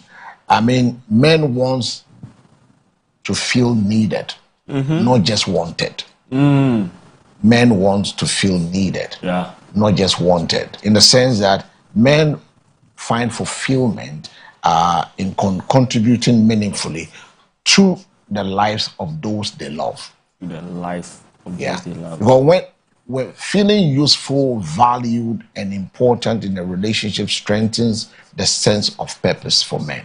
Yeah. And you see, trust is a powerful expression of love. That's one thing men need. Trust is a powerful expression of love because many men value being trusted to make decisions, to fulfill responsibility, and handle challenges. But constant suspicion or doubt can create tension and emotional distance. Constant. Women get this. Trust is a powerful expression of love. I like Francis Gadam has a song. If you see, you know see. If you hear, you know hear. The last time I saw a show and then I said, this guy, he's still pulling at the... We are here that... Me, I always like that song. If you see, you know see. If you hear, you know hear. But the point is that trust is a powerful expression of love when it comes to men. Vulnerability is difficult for many men. So opening up emotionally can be challenging because men are raised to hide weakness. So women understand that. When they do share their feeling, they want to know their vulnerability will be met with understanding rather than criticizing them. You need to understand when it's difficult for a man to show his emotion. Showing his emotion to you doesn't mean that is his weakness. So you capitalize on it and be using this as a tool against him. He wants you to understand rather than criticize. Men want partnership, not perfection. Most men are not looking for a perfect woman. There is no perfect woman in this world. So there's no perfect man. They want a partner who supports them, grows with them, communicates honestly, or faces life challenges together. That is what women need to understand. Next week, we'll bring you what men need to understand with women. So I'm not leaving the women out. You see, one of the greatest desires many men have is to be understood beyond their roles as providers, protectors, or problem solvers. Behind the strength, people often see is a human being who wants acceptance, respect, encouragement, and genuine connection. The strongest relationships are built when both partners make efforts to understand each other's needs. perspective and struggles rather than assuming them. When we do that, we go forward. So women generally understands men's emotional needs, so societal expectation makes it difficult for men to express them openly. It's been a wonderful time discussing this with all of you. We'll be having another conversation.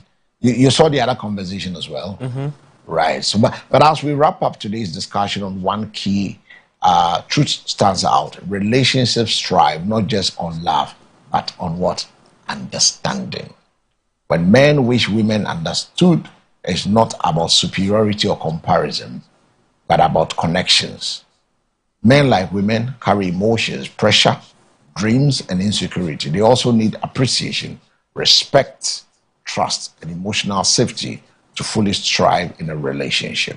When both partners learn to listen without judgment, communicate with honesty, and respond with empathy, love becomes stronger and more meaningful. You know, misunderstanding reduces and what connection deepens. That is when it becomes that way. At the end of the day, no relationship is perfect, but many can be peaceful, supportive, and fulfilling when both hearts are willing to understand each other better. So as you go today, remember this: love grows where understanding lives. Thank you for being part of this conversation. Until next time, stay informed, stay reflective, and keep building healthy relationships. Next week, we'll bring you what men ought to understand of women. I'm not taking my women out. Our brothers and we are approaching Father's Day. Yeah. A week more. A week more, then it is Father's Day. It's a Father's Day. Come to you. Campaign, yeah. And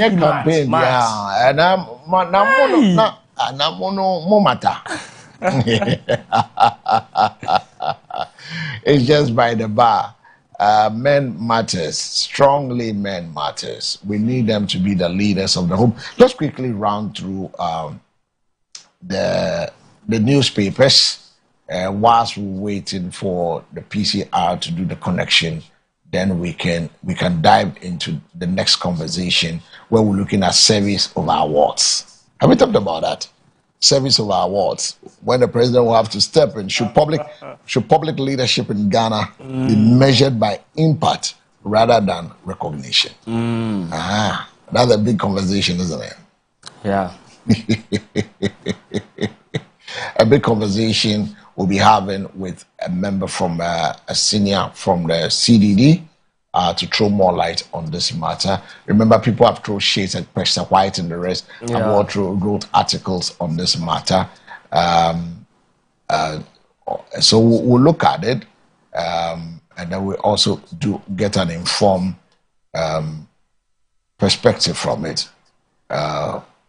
So stay with us. We will do this, but let's run through the newspapers this morning as they have been lined up in front of us. We start from the Republic Press. Wontumi 6 plea bargain in the 30 million Exim Bank case. The Ashanti Regional Chair of the New Patriotic Party, Bernard Entry-Botiaku, popularly known as Chairman Wontumi, has formally pleaded bargain negotiation with Attorney General's criminal trials over an alleged multi-million cedi fraud involving the Ghana Export and Import Bank, Exim Bank. The Office of the Attorney General on Thursday notified Accra High Court that Wontumi, through his lawyer Andy Appiah-Kubi, have requested the commencement of plea negotiation under the Ghana's plea bargaining regime established by the Criminal and Other Office Procedures Amendment Act 2022. Enough is enough. Wontumi lawyer abandons case over trials concerns. I don't take orders from President Bagwin. Abronye cleared to travel to UK for master's degree amidst ongoing trial. Conjunction at MPS. Abronye is taking another degree in Masters na him obey. Congestion at NPS terminal raises concern over cargo clearance delay. 2026 World Cup, we weren't good with the ball. South African coach on opening loss. If you ask me, your system you play gave the South Africans out. I don't see South African playing the 5-3-2 formation in any of their games. They have that fluidity. I didn't see with the South Africans against Mexico yesterday, and I think the coach Hugo Broos got it wrong. We have to tell it as it is. If he has gone the 4-3, if you look at the dire embers of the game, especially the time added on, when they were 9 men down, South African begin to play the game that we know of them. That was what created that red card in the goal scoring opportunity at the edge of the which was wasted at the goal scoring opportunity. If you look at the way now they were able to cut through the defense line of the Mexican, tell you, if we have started on that note, I don't think probably they could have got a point or even win the game. But Hugo decided to play 5-back, which is a rigid system, and you have a lateral defenders who cannot move forward. Because if you play in that system, the idea is your wing backs will join the midfield to attack. But here's the case: the recovery is very bad. Look at the first goal, fresh and high, recovery is bad. So I think on this occasion, Hugo, if you say that we weren't good with the ball, it means your system didn't work. If you've gone for the 4-3-3, it could have been the best way. Now who cares? No, who cares? I saw Nigerians wearing Moroccan jersey. I saw Ghanaians wearing, Mexican jerseys. I saw Ghanaians, the popular R2Bs. It was like a campaign for them. The whole of Africa was supporting Mexico. Well, because the point is that this evacuation thing that is happening in South Africa, South African will know that the African will turn it down. Yeah. I saw DRC. In the sense that we want people. When this apartheid issue happened, all African contributed to get you out of it. And now you see us as enemy. You see us as people who are taking over your jobs. Let me tell you one thing: you are lazy. Somebody, a post I saw, and I said that we don't want to support them, so that they will say that we are taking their job. Their job. And I think that was one of the posts I saw. Ellie yesterday is there. Oh, and I think we went on the street. And I said, why won't you support the South African? No, I don't want to support them. Then they will say we are taking over their support. So they should support their own. But that shouldn't have been. This is Pan-Africanism. A whole Africa. Pan-African.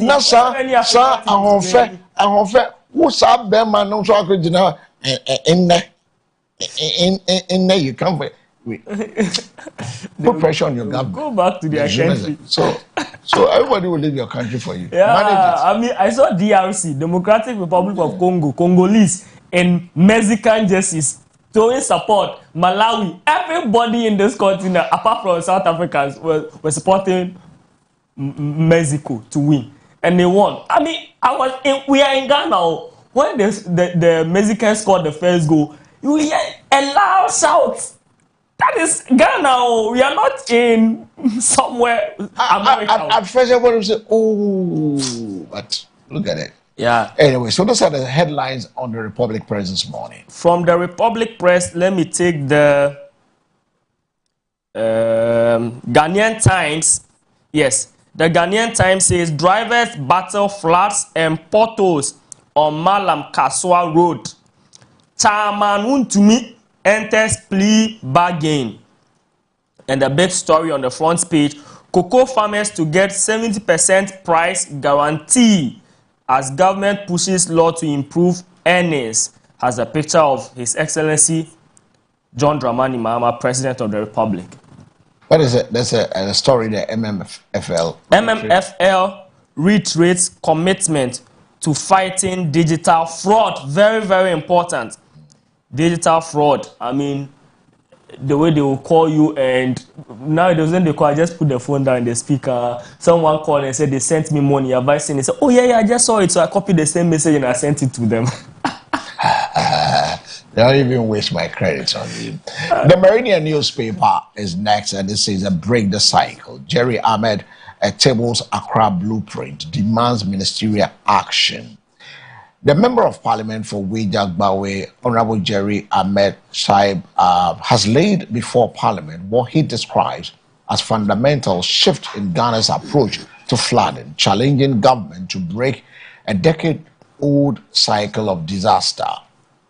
A decade-old cycle of disaster, and relief and reconstruction in a strongly worded statement on the floor of the House on Wednesday, June 10. The second Deputy Minority Chief Whip said Accra's perennial floods are no longer a natural disaster, but man-made emergencies caused by how the city is built. How many more times will we rebuild the same communities after the same disaster before we change the way we build our cities? Honorable Said asked, before we change our habit, before we enforce accountabilities, let's hold a mirror to ourselves and confront this issue once and for all. The statement titled Rethinking Flood Management in Ghana, from Disaster Response to Climate Resilient Urban Development, moves sharply away from the traditional post-flood narratives of NADMO. Yes, those are some of the story. Dredge Masters steps up storm drain distilling. Parliament can reopen past anti-LGBTQ plus bill. Speaker Bagman. Stories on the Meridian. The Business and Financial Times, BNFT, the stories here, there is a feature, Bentifi Traveler. It says that what can Accra suburb names tell us about flooding, ecology, and the city's future? You can get that feature on in the Business and Financial Times. Ablakwa commends 80 for supporting South African returnees. Procurement reforms critical to accountability and economic growth. That is on page 2 of the BNFT. On the economy, investment, payment security key to regional gas expansion. Strong national carriers critical to economic growth, according to Kenya Airways. And the big one here, microfinance operators seek further BOG engagements on reforms. They say there is more good, but the timing is short. These are the stories on the front page of the Business and Financial Times. Okay, so away from the Business and Financial Times, let's go straight away to the Daily Graphic. The Daily Graphic says, invest in Parliament and you to build responsible children at Fenyo Markins Edges Institution. DBG unlocks $5 billion for businesses.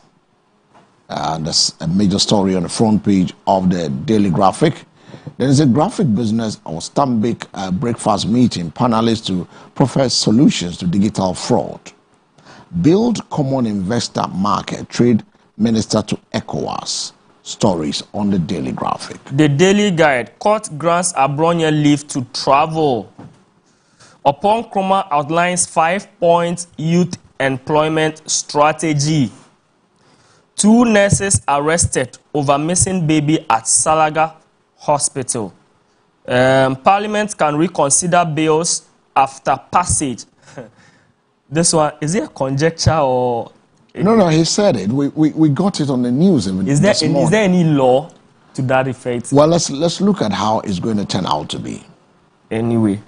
Want to miss 6 plea bargain in Exim Bank fraud case. These are the major stories on the front page of the Daily Guide newspaper. From Daily Guide, let's do the Daily Gist. The gist says, our defense files no case in 2 million Sky Train trial. Honorable Apostle Kwejo Safo with National Monument, Speaker Bagman. Mohammed's approval drops by 10% in 5 months. Upon Nkrumah leads youth unemployment campaign. Presidency faces tough questions over huge wage bill. Bawumia holds party with British High Commissioner. Okay, no, it's parley, right? Bawumia holds parley with British High Commissioner. And the Apia Kubi dams wound to me days before judgment. Daily gist. A gistino. The new weekend crusading guide. Traditional authority under threat. Salman Queen mother films. Story on page 10 of the newspaper. Zoom Lion, NADMO, FEDEMS, DML, and partners begin 3-day anti-flood clean in Accra. There's a cleaning now, no to me. Police close probe into allegations against Niharika Handa and son. Patrick Boama is telling the Honorable Ablakwa something. Stop tweeting. Brief Parliament on South African situation. Women petition President Mahama to sack his Ashanti Regional Minister over online attack on Akosia Menu. Bagbin calls for national monument in honor of Apostle Kojo Safo hails his lasting legacy in innovation and industry. The Honorable Oppong Nkrumah is here again challenging the government. Publish job creation scorecards now. Oppong Nkrumah challenges the government. Stories on the front page of the New Weekend Crusading Guide. Now, away from the New Weekend Crusading Guide, let's do the Supreme newspaper. RTI requests a file for full lottery sector records in 5 years. GRA NLA put on the edge. There he has the Gbagben story where he hails the late Kojo Safo as a pioneer of Ghana's technological transformation. The Zoom Lion and other partner stories are also there.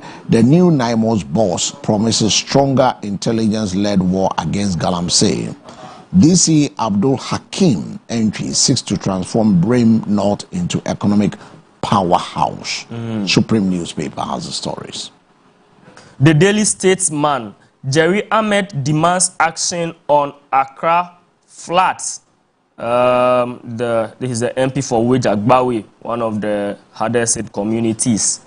State lacks evidence in SkyTrain case, according to the defense lawyer. Speaker calls for monument again. That's always here in honor of the late Apostle Kojo Safo. Unemployment worsening under NDC. That is according to the lawmaker for the good people of Wansia Irebi Achimansa in the Eastern Region, the Honorable Kojo Oppong Nkrumah. Stories on the front page of the Daily Statesman. Now let's look at the Metro Lens and its banner headlines. Bafana beating, Africans celebrate. Full story on page 8. Jerry Ahmed proposes strategy to tackle Metro Lens, to tackle Accra flooding, demands ministerial action. Then they also have on page 11 the story that talks about Zoom Lion, NADMO, FEDEMS, DML, and partners begins a 3-day anti-flood clean in Accra. The more floods are coming, so be prepared to make more cleaning to also follow suit. Headlines on the Metro Lens. The Informer newspaper, minority demands anti-flood task force report. I think there was a task force set up in 2025 to tackle flood. It's a good call. What is their report? Because a year after we are seeing the worst. Muntaka calls for special course in tackling land guard menace. NDC leadership race hits up. Oppong Fosu confirms intense consultation amid growing calls to lead the party. Zoom Lion again is here, the collaboration to clean up the city after the floods. Togbe Amenyafiti, he is the paramount chief for the border town. Aflau, yes. He is calling for the big push for roads in his area. Togbe Fiti pushes for big push road project. And then there is a very interesting story here. Poll shock This is a poll conducted by the University of Ghana. 43% of Ghanaians justify military coups. I don't think I am one of them. Oh, but at the end of the day, if you look at the full report, the report really shows that Ghanaians embrace democracy and will love to see democracy, the consistency in the Fourth Republic. It's not everybody that Jay-Z's have not seen coup before. If you have 43% or 43% justifying, but it's rational in across the regions. Some parts wouldn't agree. Some parts. I learned the northern regions had the highest.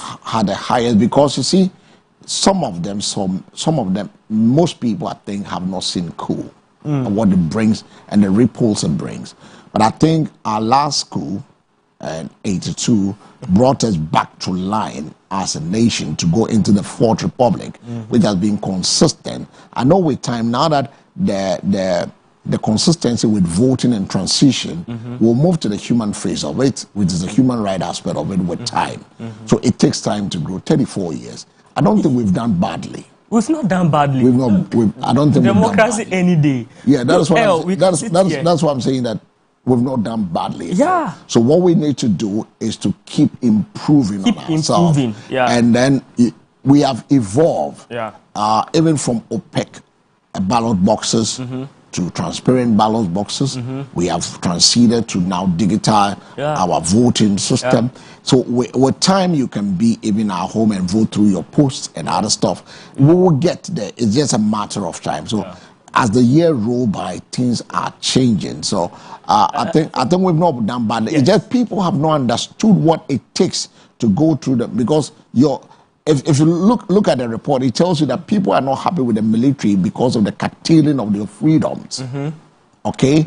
They're not excited about it. And that one was very high. It's about 90-something, it's about 60-something%. So that tells you that irrespective of 43 agreeing, they are justifying. They are not happy with the human right aspects of it as well. It's not only the human right. The whole thing doesn't, because the whole thing doesn't really endure to our benefits. There is no evidence. I'm talking about empirical evidence to the fact that military regimes do better than civilians. None exists. In fact, what is happening in a neighboring country here, Burkina Faso, where people are hailing the junta and they think they don't know that they are showing you what you want to know. I can tell you one of the reasons they justify the coup is that the civilian governments have not been able to fight the jihadists, the militants, terrorism in those countries. As we speak, since the taking over of have they been able to fight military in those Alliance of Sahelian states, it's worse. So if you sit here and you see the optics, they want you to see what they want you to see is what they are showing you on social media. Never think. There is no evidence, empirical evidence, and you can go and search literature to the effect that military regimes do better economically, in terms of security, in terms of freedom and right. None exist that military regimes do better than civilians. So there is no way. Military regimes cannot be justified. If for nothing at all, I can sit here and criticize the government. The Jay-Z's no ceasefire. Hey, those of you who Kumonga, please, Muntedi, let's enjoy the freedom we have. The point is that there's no place. No, the point is that there's people queue for bread. People queue for bread. Do you know bread? Bread, common bread. They queue for bread. No, let's not go there. Let's not. People queue for bread. People queue for kinky. People were eating yellow corn, that is maize, that is for beds. Imagine. Stop that thing. Hey. Please, let's enjoy the freedom. In military regime, a common deal, you can't speak. You can't say, you can't call and say that. No, you can't. Please. We have come 37 years. Let's enjoy what we have. Enjoy. Let's move away from this informal thing. Let's do the daily analyst. The daily analyst, Ghana needs research-backed policies to tackle unemployment, and I shared in it completely. Shaiso MP slam propaganda economy. Sticker is there. Heavy rainfall causes flooding on KNUST campus. Colonel KNUST. yeah. The campus. Yeah. Colonel KS Apia assumes role as NIMO's director of operation. Anti-Galamsey, anti-LGBTQ plus bill can be reconsidered despite passage. Bagway. Okay. Pre-mixed fuel overpricing. Fisheries minister cracks the whip.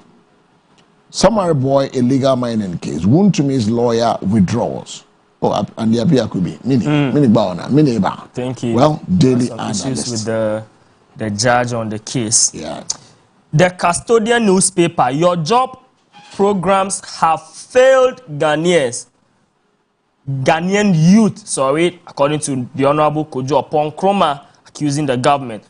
Jerry Ahmed advocates climate resilient urban planning to curb floods. Honorable, is more than advocacy. I love that. You know, we need to push for those things. I think you see there's things that we have not considered as a people. Time, weather, updates, right? Enforcement, implementation, the environment that God has given to us. We have not considered it. We have not taken our own safety into consideration. We don't care. We are living anyhow. Look, it's about time to be steady. We need to be steady. There are things that matters to life. Your environment, your security, your safety, your weather updates. Ultimately, na came when there's a storm. Baby, I walk on until Obi a person on the TV and the radio. Did you see what happened in Benin the other side? In Shuneto, ice cubes that form in the atmosphere were destroying things. In Benin. When I agronom, you. Yes. So other stories here. My loyalty is to Ghana, not Mahama. That is according to the Speaker of Parliament. He was elected by the members of Parliament, not appointed by the president. No, he was not appointed by the president. So it's accounted to the people of Ghana. Yes, and it's a separate institution. That is it. Yes, it's good. I mean, if he's not just saying it, because they can say it, but back then, but I think it's I think that he's been fair. Well, if that is the case, because we need a very independent parliament. Yeah. So my loyalty is to Ghana, not Mahama. That is according to the Speaker of Parliament. Back then, 2 women petitioned Mahama over Amoako Hene's misogynistic attacks on Akosua Menu. Stories on the front page of that statement today, Amoako, you got it wrong. And you don't go to the gutters. You are too young. You are not coming up. And you become a fine gentleman and people are beginning to show love to you. You don't go this way. And for that one alone, you need, for me, the best thing you could have done is to retract and apologize. It will put this matter off. It doesn't change your name. Be a gentleman. We are human. Once in a while, you get it wrong. You've got it wrong. When you get it wrong, you remember Sosu? Sosu. That is it. They organized a demonstration somewhere and he used some words. I said, no, this is not Sosu, I know. Yes, it. Quickly, he retracted and apologized and let's move on. And stop, say, you are hiding, say you are showing a man. Look, this machoism will not help you, Amoako. Because this thing, it will not go off until you retract and apologize. Simple. Stop going to social media and throw things in there. Let's do that. So that is it for the custodian. Now let's do the Source newspaper. SkyTrain trial. State has no case. Defense lawyers. Name national monument after Apostle Safo, Speaker. Call Amoako to order women petition presidency. Cone offers 5-point plan to tackle youth unemployment. Dredge Masters step up the stealing of Accra storm drains. Stories. And then he has this quote. It says that there is nothing worth paying for more than being honest. Shiva Nigel. Right. Great. The new center. You remember after the fire gutted, is it grid co? The grid co, right? Equipment in Akosombo. The reporters, there's so many meaning that was some are called sabotage, some are distracted. I sat here and asked questions. Why would anybody do that? Sabotage. So no way. That's the question. No way you're Yeah, so the report is out. And Grid Coast Akosombo fire caused by aging cables. I sat here and I said, we don't do auditing of our cables. At least every 5 years, audit your cables in your building. If for nothing, a decade. Your buildings in Vietnam for ages. Yeah. We have a law with Energy Commission that cables of buildings, even in the capital and everywhere, needs to be audited. Yeah. Are we doing them? Yeah. So that is it. That is the report. You can get the News Center, page 9, to read the full report on this incident. War on digital fraud. White paper proposes joint fraud command center, real-time intelligence sharing, among others, to curtail this menace.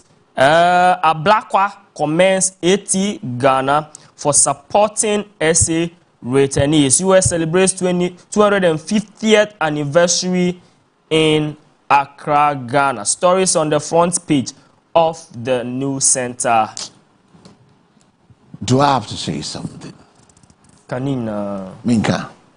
Se me hu 80. Ene omo say omo my evacuees no returnees na ejuma. Bibi sa me question. Enti no mu ejuma o ha na emebunu wo oman ni mu na omuntu kwan ko bebia. Esu for ejuma omo ama omo. I've asked the same question. I mean, it's a legitimate question. Because I can't think far. That you had there. So there were opportunities there. And there are young people who have left school crying for jobs. You didn't give them. So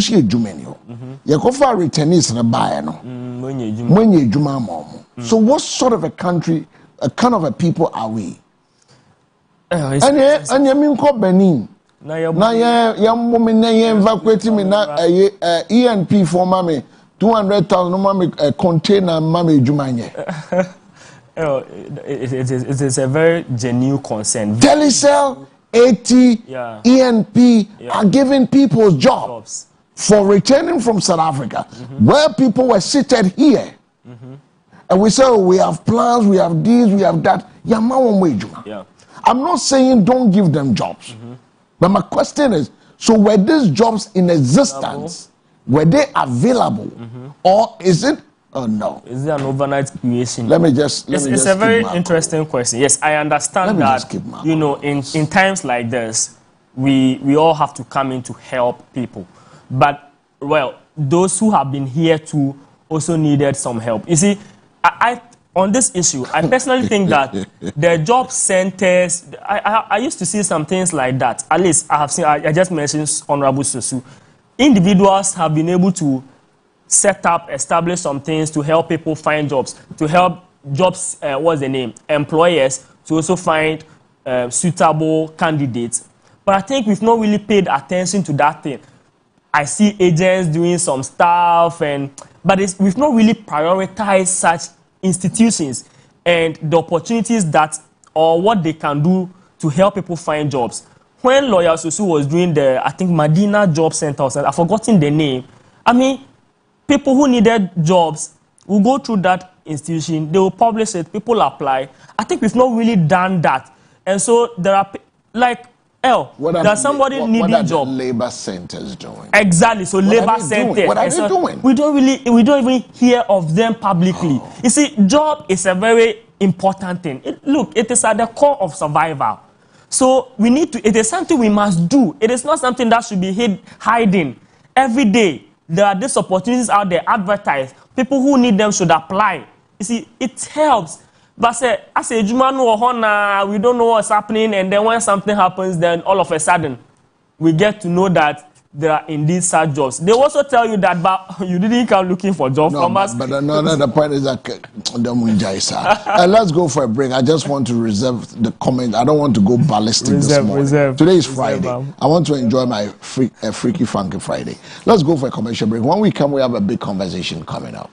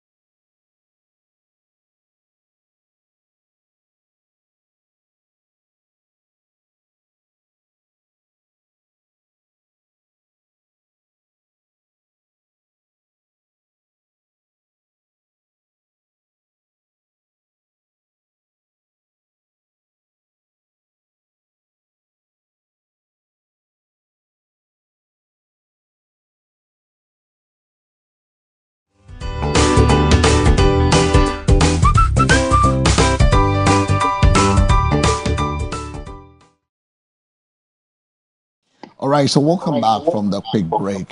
We did have a conversation today. We did have a conversation today with Dr. Michael is on the line, and I will try to find out what really transpired in terms of in the topic we've decided to chant on, that has to do with whether public service, whether we create impact or we need to look at the benefits. Is it about service or is it about the impact we create, that the things we are looking at? And Dr. Michael is from the CDD, and he joins us on the line. Dr. Michael, a very good morning to you. A very good morning to you. Can you please hear me? Yeah, I can hear you now, but there's a bit of echo in your background. Is it better now? Is it better now? Is it better now? Yes, it's okay. I think it's okay. All right. So, what more can you tell us about this conversation with regards to awards and also service and impact?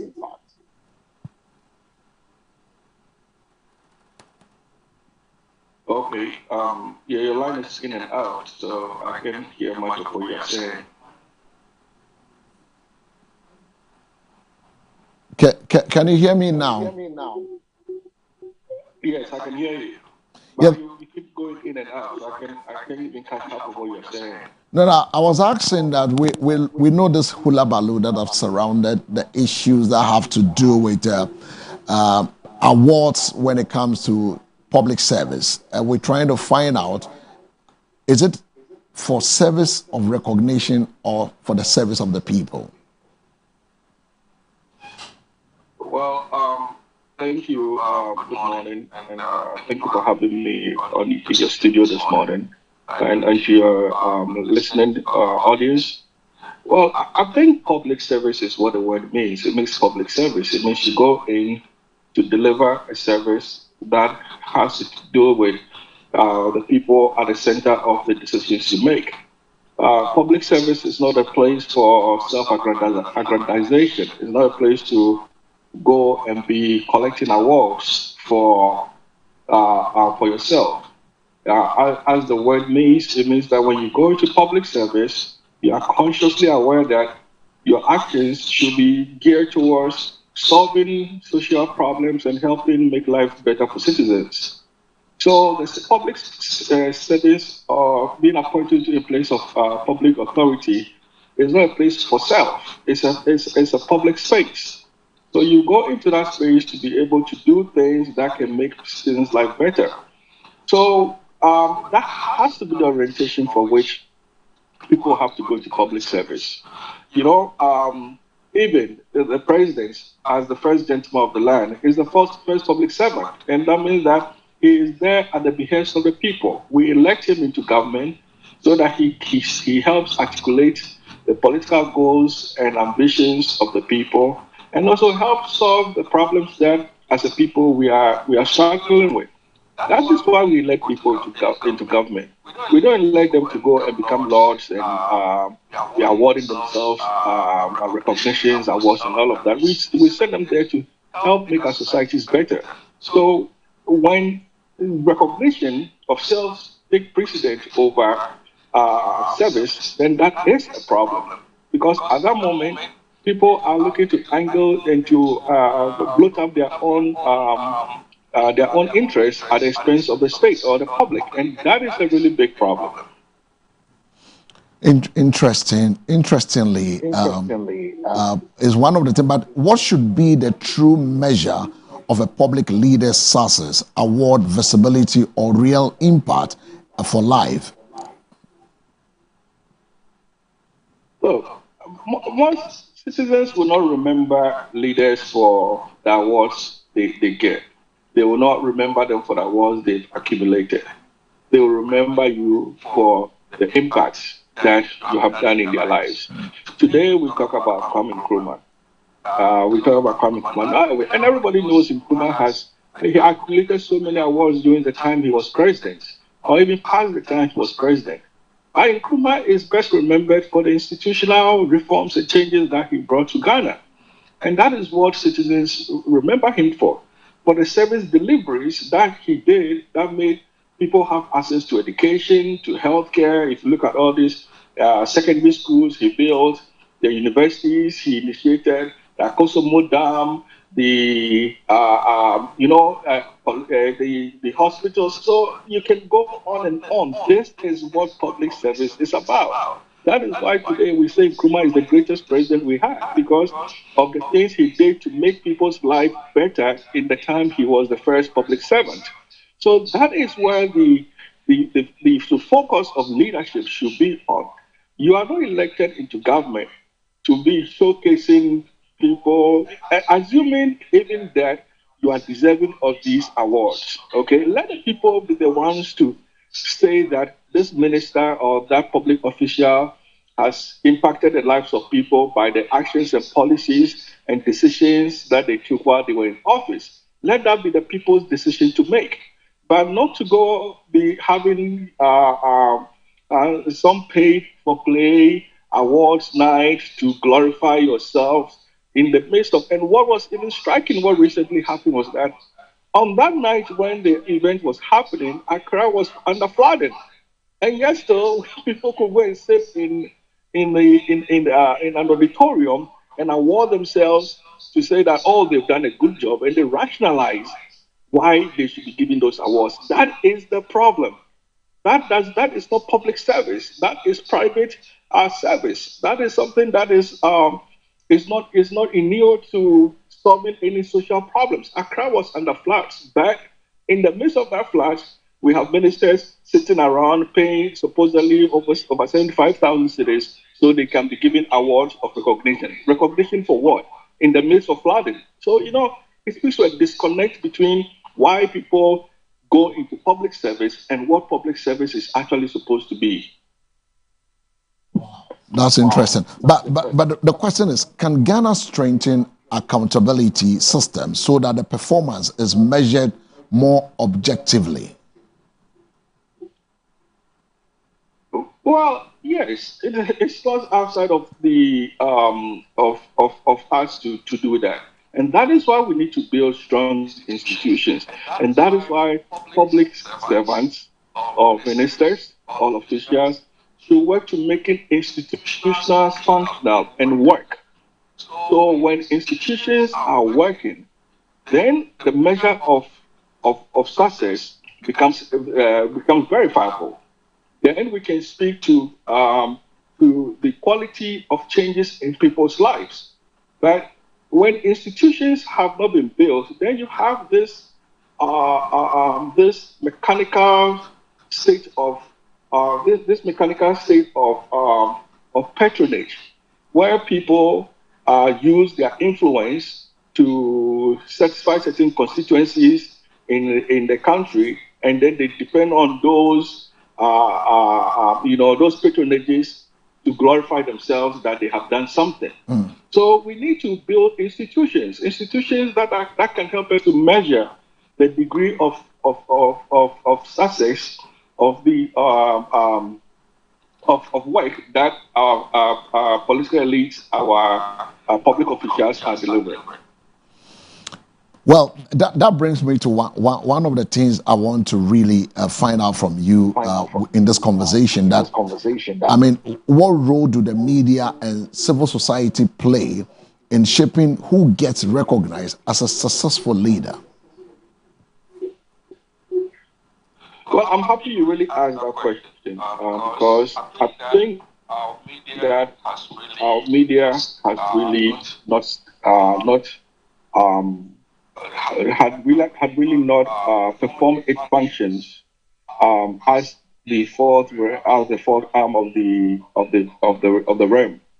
In that the media has most often, and because of the fact that part of the media space has been captured by the very elites who are in power, because they own a lot of these media stations, medias have become spaces for amplifying the egos of our political elites. But the media is not the spokesperson or should not be the spokes of the mouthpiece of governance. The media is supposed to be the critical piece of citizens in articulating the positions of citizens to the government and also to holding the government and officials accountable. But you have the same situation where today in Ghana, we have people rent medias, our ministers and our leaders will rent medias, and then they will go around, and then you see the media actually sensationalizing these actions. I'll give you an example. Recently, you've seen the ongoing work around the Kaneshi, the Sakumono Road, where you have the MCE, the regional minister going around destroying people's. Look, is that something that is worth for us as a media to be projecting? If we want to have discipline, we need to put in place policies that will allow the municipalities, the district assemblies, and all of that to ensure that people are educated on the need to learn to make their places or their communities clean. It's not this showboating of, you have a minister on the road, and meanwhile the places is flooding, and then they are berating people. So the media becomes a space that kind of legitimizes these things that tend to become the focus by which MPs and ministers are saying they are working. Instead of asking critical questions. So, Mr. Minister, what have you done? What are you doing in this indiscipline that today you are out here trying to get people to desist from? What policies are you putting in place to ensure that there's a long sustained policy to ensure that people becomes educated to these things that you want to change? You don't need to be having these sporadic moments where the televisions are following them and they are doing all these things just to show that they are working. You don't need to come out and be using the media to validate the actions of ministers. The media has to be very critical because the media should be the space where we can hold government accountable. It's the space where our ministers should be questioned about the mandate that we have been given to them, not become another appendix of the state. I did ask the role of the civil society as well in this course. What role should the civil society also be playing to make sure that some of these things don't resurface in our body politics? Can you repeat the question again? Your line was a bit muffled. Well, I was asking the same questions as to whether civil society's role in the service over awards, as to what role should the civil society also play to make sure that we hold leadership accountable. Well, don't forget, civil society is not paid service. Politics, we don't pay, citizens don't pay civil society to do the work that they do. Civil societies are basically altruistic organizations that are working to advance and ensure that government is held accountable for the promises they hold to citizens. So there's so much, every time I hear this on what should civil society do? What should civil society do? No Ghanaian pays civil society or elect anybody from civil society to the offices, into the roles they play. What civil society does is that they articulate the positions of citizens because civil societies undertake research. They engage with citizens, so they're able to use the research they do to articulate these positions to the state and its actors. Okay? So if you look back to see some of the laws that had been passed recently, the affirmative action and all of that, it had been civil society that had pushed for these things to happen. But nobody was paying civil society to do those work. No Ghanaian paid any civil society to do that work. So we need to temper this idea that every social problem, every problem that we have, civil society should be the one to spearhead it. We have elected people into government. We are paying with taxpayers' money, and we should be able to hold them accountable for the trust that we have imposed in them for what we expect them to do. Barring whether civil society should be able to do that or not, as citizens, we have equal partnership in the governance that we have underway. As citizens, we should be able to question the state and its actors and the people we give power to we should be able to hold them accountable for the things that they do not do or the things that we expect them to do. And that is our right as citizens. That is why we go to the polls to elect our leaders so we can hold them accountable. The elections should not be the only time that citizens should be able to hold states and actors accountable. Elections are times when we reflect and decide on who we want to lead us. But once we lead people we elect people to government, we should not divorce ourselves from the daily runnings of the state. We should not say that because we've elected a president, he should go and do the work by himself. Citizens themselves need to be conscious of governance, and they need to be conscious of seeking for accountability from the state. Yes, civil society will play its role, but civil society can only do so much, but the citizens are the ones who hold the real power in a democracy. And they are the ones who should be able to exert that power and ensure that their political elites, their elected leaders, their ministers are performing and doing what they expect them to do. My next question has to do with issue that has to do with citizens. How can citizens themselves better evaluate the performance of public leaders beyond headlines and also awards? Well, that largely has to also do with the kind of news the media outlets are putting out. Don't forget that a lot of citizens are informed by what the media puts out. So when the media keeps sensationalizing headlines over content, then we're going to have a society where people are ill-informed, that people may not understand the full power of that they hold as citizens. Don't forget.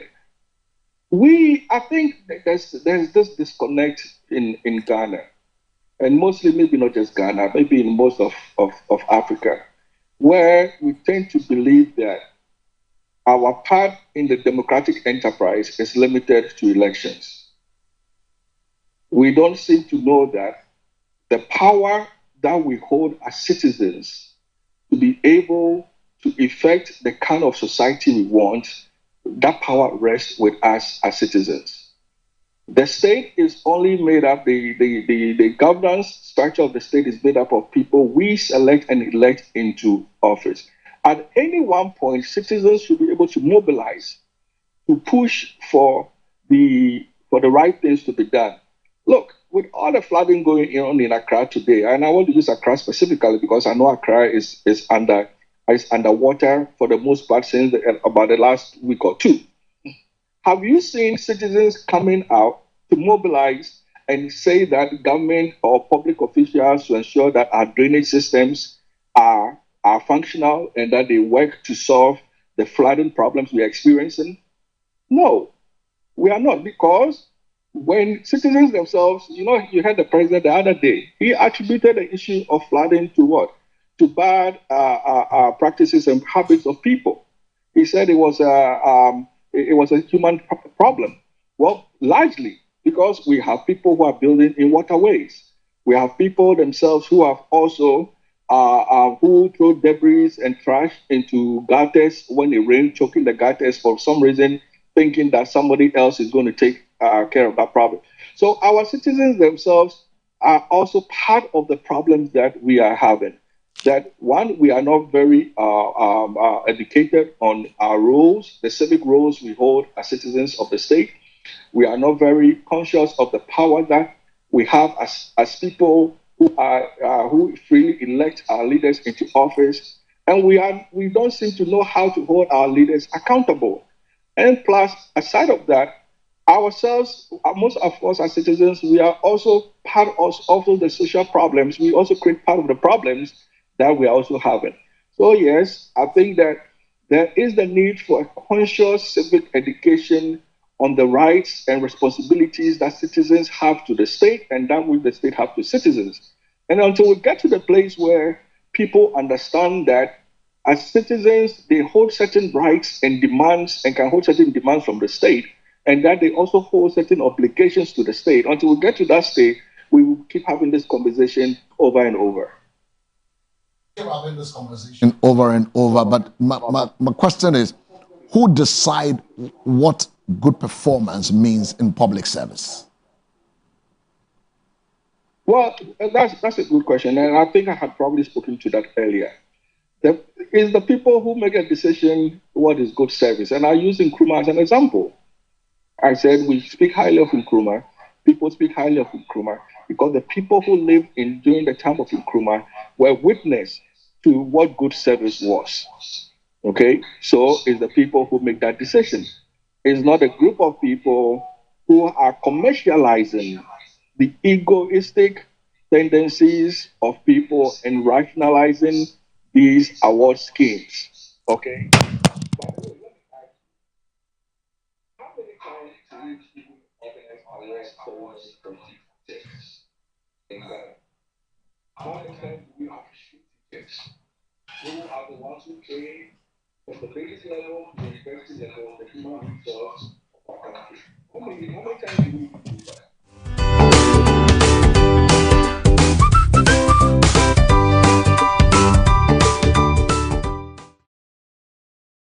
Tony.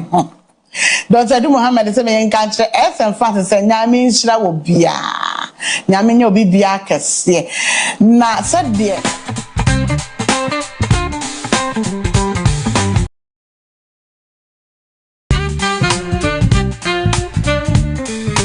Let me introduce you to Farm Global Company Limited. At Farm Global, we offer you variety of groceries and provisions to choose from. Cosmetics, perfumes, bed sheets, undies, boxes, you can mention all.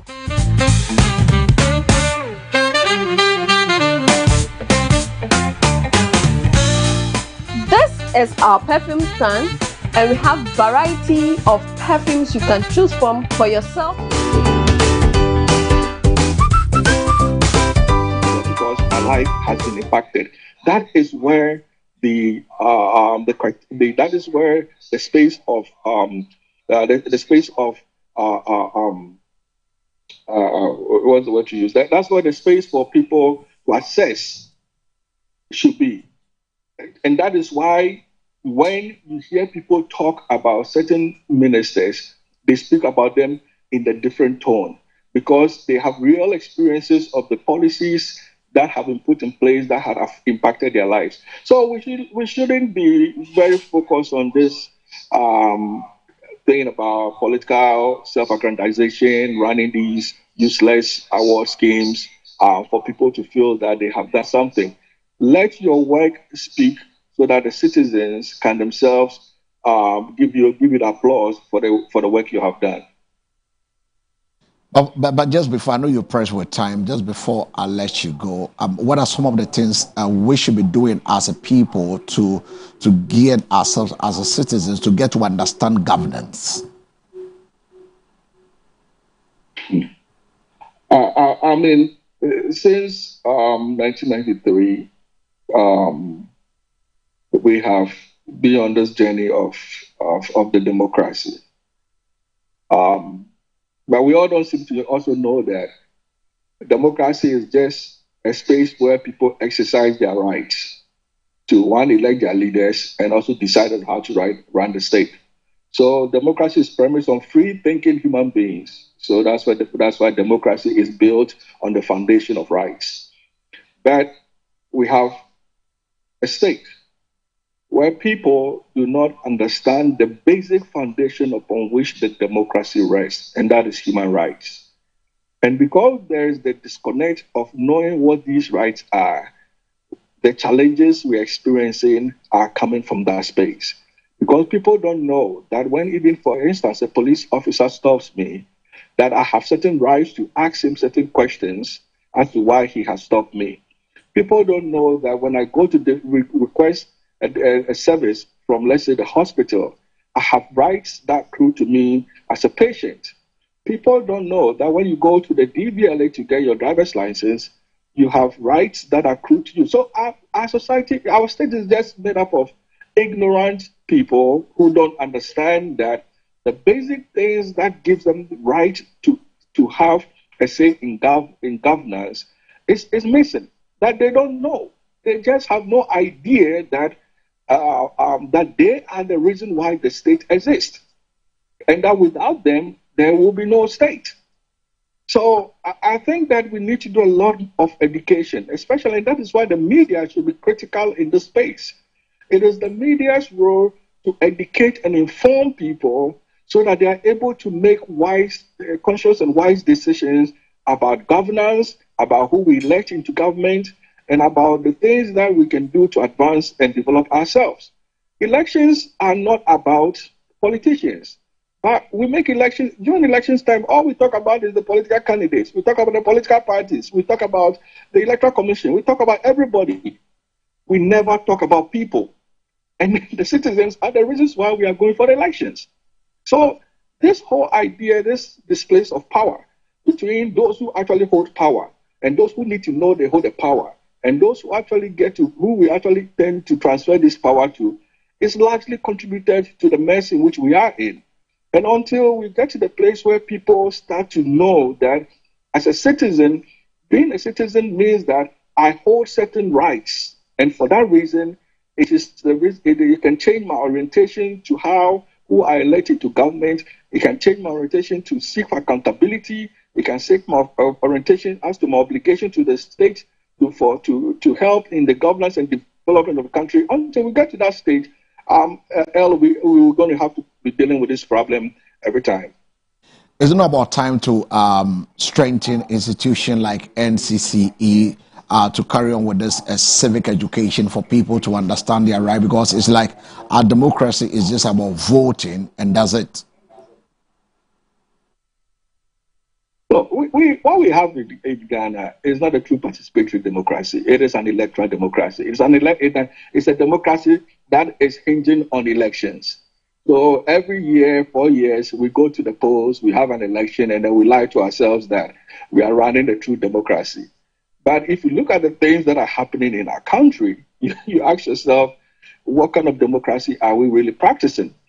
So the elections becomes the marker of our democracy. So we go every 4 years, and we go to the polls, and then we elect our leaders, and then we come home, fold our hands, and sit down and watch 4 years of looting, 4 years of plundering, 4 years of mismanagement, 4 years of everything, and then we go into the whole cycle the next 4 years, and we go and do that again.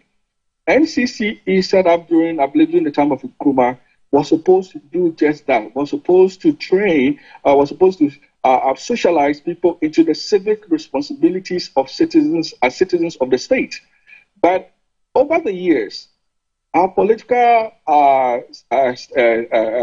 class or our government have not given NCCE the autonomy to be able to perform the way it has to do.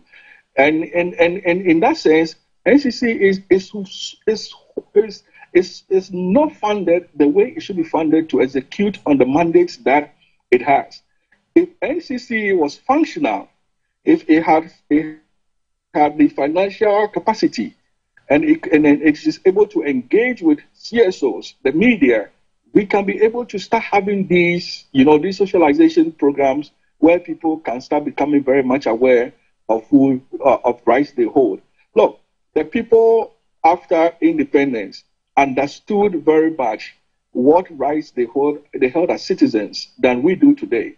Because I remember, if you watch the tapes, the NCCE vans going to the villages, engaging with people, having dialogue with people. Of course, we had a low population at that time, but they understood their rights as citizens. They understood the obligations to the state. They understood their capacity to seek for accountability from the state.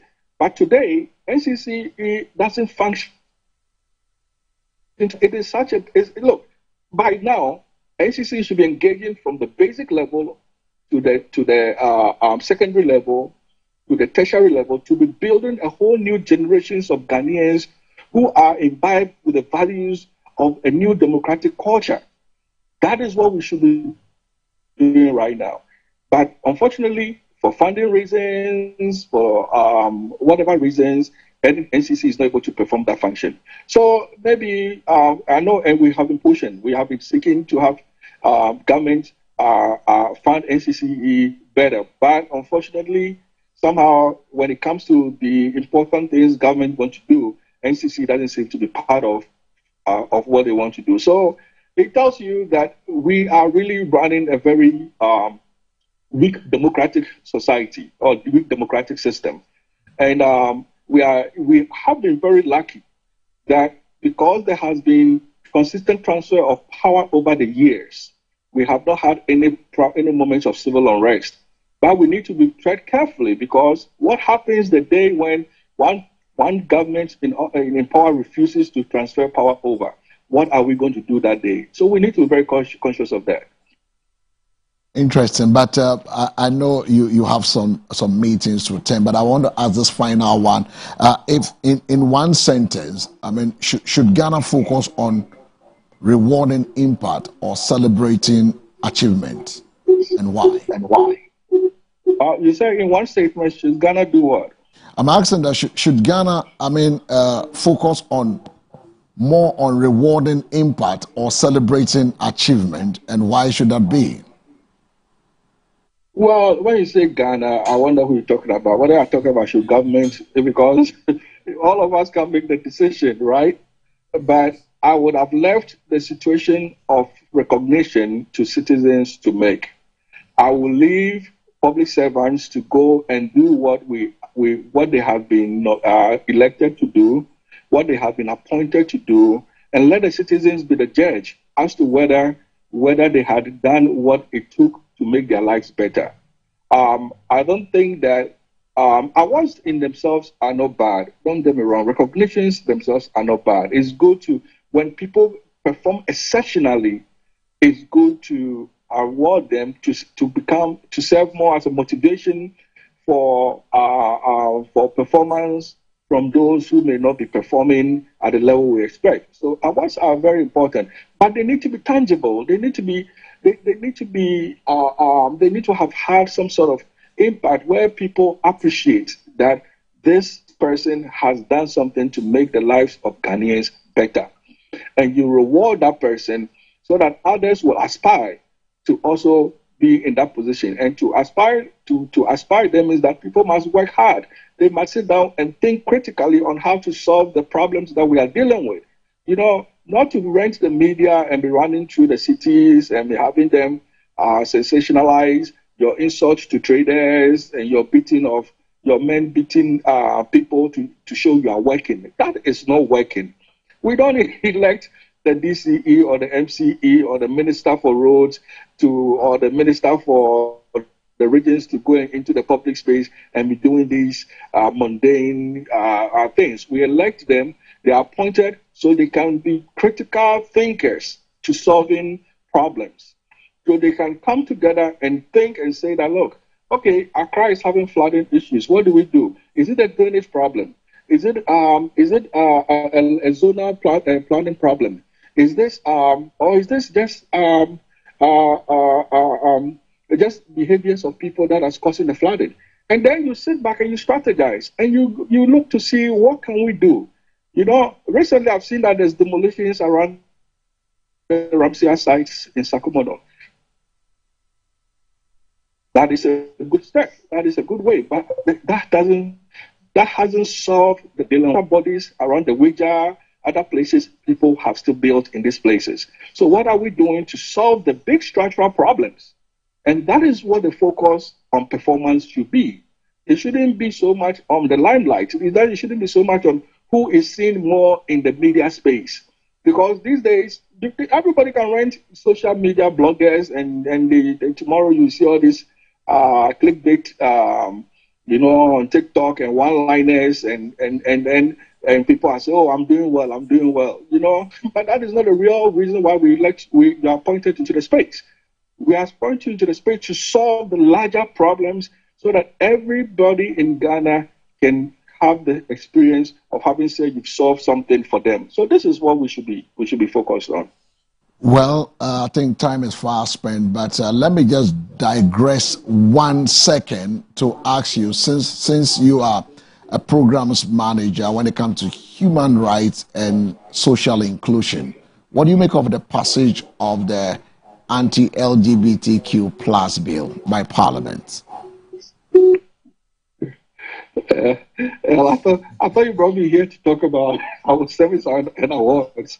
I think that for us as the Coalition of Human Rights, we still are of the opinion that the bill as passed by Parliament infringes on the constitutional provisions of rights as captured under Chapter 12 of the 1992 Constitution. Our Constitution, if you read it thoroughly, and which is one of the things that is also being part of the NCCE problems that we've had, is that a lot of Ghanaians don't even know the rights provisions in the Constitution and how those rights should give them the power to be able to assert themselves as active participants in governance. So because a lot of people don't understand these issues of rights themselves, they are quickly, they are quickly caught up in the frenzy of this LGBT conversation. But the Constitution is very clear. It says, when the Constitution says all persons, the Constitution doesn't really take the time to dissect and say, okay, all persons, but no, it says all persons. So from the Human Rights Coalition position, we are standing on the constitutional provisions to say that this bill violates the spirit of the constitutions. That yes, it's okay for you as a Ghanaian to say, I do not like what XYZ is doing. Well, that is their problem. But it's not for you to say, I'm going to write a law to restrict somebody's rights because I don't like what they are doing. It's a dangerous precedent when you start messing up with rights, as in the Constitution. Because once you set the precedent, it is easy down the road for another majority group of people to find cause with something they don't like and can also write a law against that. So that is the position, the core position of CDD and the Coalition for Human Rights, is that don't start something today that tomorrow could become a bigger problem for us. So let's nip it in the bud. If you say that is the issue of men having sex with men is what you have a problem with, the Section 104 has been appropriated to deal with that issue. And by the way, since that law came into being, there has not been a single prosecution under the law. And it's simple, because sex doesn't happen in the public space. Sex happens in private. And the Constitution guarantees people the right to privacy. So for me to arrest somebody engaged in that act, I need to violate their privacy, which the Constitution protects. So there's a reason why there's a separation of private and public. So we need to be very careful. So our position has not changed. Regardless of the exemptions that have been put, that have been included in the new bill, it still doesn't change the fact that this is still a dangerous bill. And should it become law, it will infringe on the rights of ordinary Ghanaians. Well, so closing comment, we need to go. Now I can discharge you to go. So any closing comment for our viewers out there? Thank you for having me on here this morning. I think that our media should try and do better. I think our media is not critical enough. I think our media has not really played its role as a fourth arm of the estate, the fourth estate of the realm. So our media needs to be very critical with the type of information and news they are providing. Don't forget, a lot of people wake up in the morning and all they think about is bread and butter issues. They don't have time to go and read. They don't have time to go online and read the publications. For the most part, a lot of people draw their opinions from what they might hear when they are sitting in their trotros, in their kekes, in their cars. That is the only time they may have information. So the media should be conscious of educating people, so that when somebody hears an opinion, don't forget, people listening to you consider that you have the capacity to make the statements you are making. So they believe you, even when they don't know whether what you are saying is right or wrong. They believe you. They are in the way they present news, in the way they report news, because an informed society can be an empowered society. So I would say that I thank you for giving us the space, for giving me the space. But I think that a lot more of your colleagues of your colleagues should know the type of news they put out. We need to move away from the sensationalization. We need to become very focused on content, substantive content that can make participants become passive participants. Dr. Michael Augustus Akamo, we want to say a big thank you to you this morning for taking time to be with us. We are grateful. All right, thank you so much, and I will talk again another time. So we've been talking to the program's manager and then human rights and social inclusion from the CDD Ghana. You had a conversation? Yeah. Very, very interesting conversation with Doc. Very important conversation. I will talk about a few things, from the conversation. On the issue of NCC, yes, I understand that successive governments have not really funded, resourced the NCC. But I also believe that the NCC, for several years, has been suffering from leadership crisis, leadership challenges. Because, look, every institution in this country will tell you they are underfunded, under-resourced. But we can see some of the things some institutions are doing, right? So leadership, leadership can also help. If you have a leader, irrespective of the little that is coming, they can. There are a lot of media houses. If NCC comes here right now, wants to partner with MBN to educate, are we not going to give them the platform? Well, so there is leadership crisis also. The kind of people we appoint to head those things. I'm not picking on. I don't even know who is the head there. Yeah. So it's not say I'm picking on somebody specifically. But I think that with proper leadership, effective leadership, NCC can do more, even with the little that they have. On the issue of ours, Bernard sitting here, right? The reason I would say Lindo Klu is effective is not because or is a good minister. It's not because somebody has rewarded her or awarded her.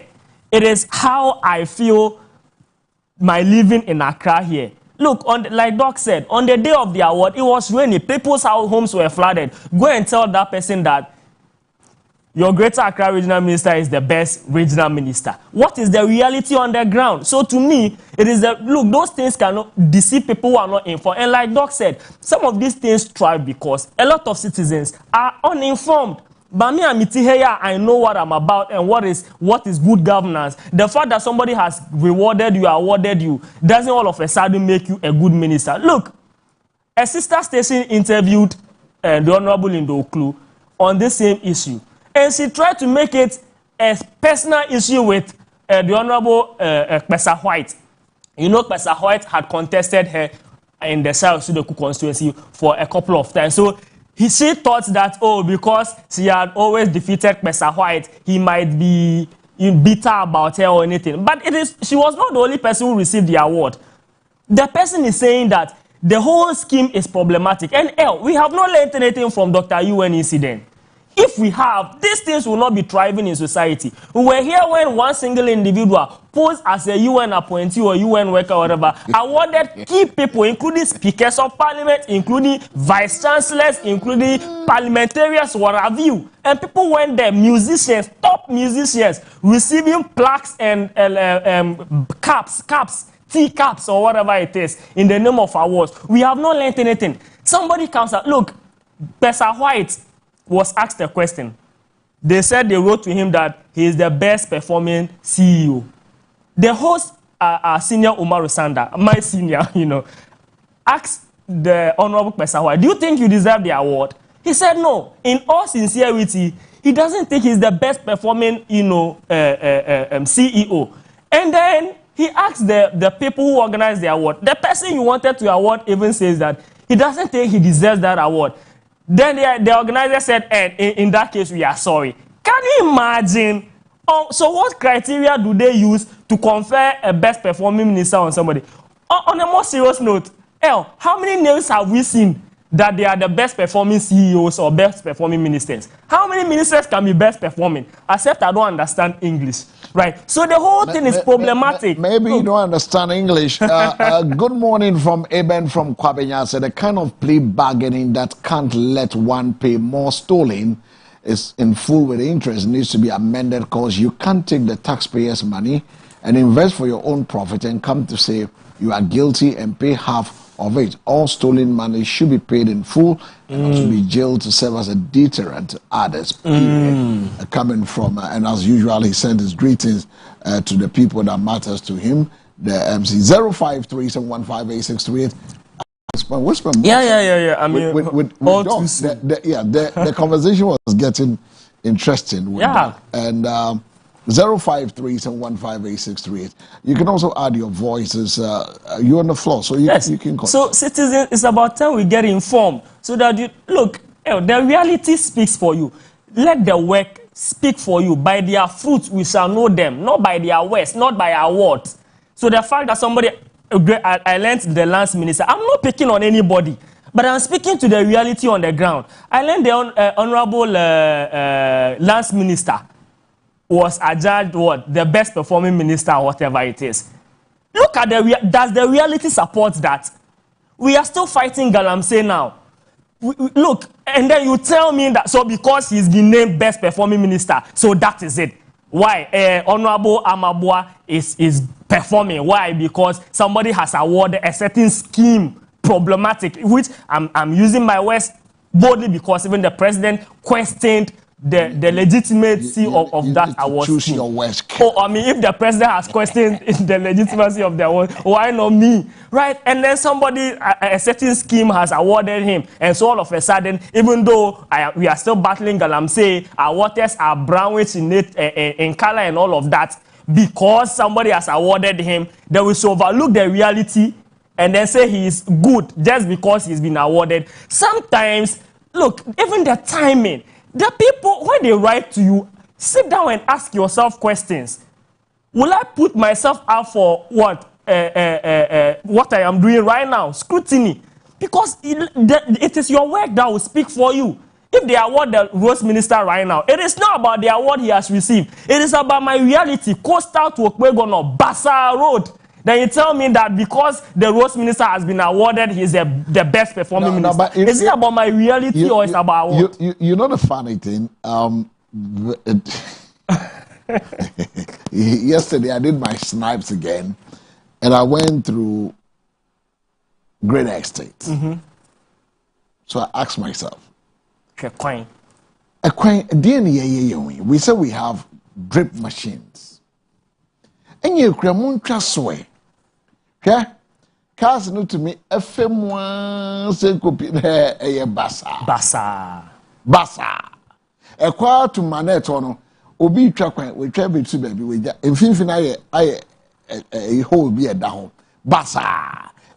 You see your roads in 5 years. Ni na wash it off Bassa near town.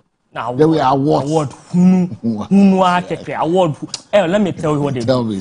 People have not come to the realization that this award scheme is somebody's business. It's somebody's business. It's what they do is they pick about 6, 7, 8, 9, 10, 11, 12, as many as they can, write to them, like they did to Dr. Pesa White. And you've been nominated as best performing, whatever nonsense it is. Then you are supposed to pay this amount of money.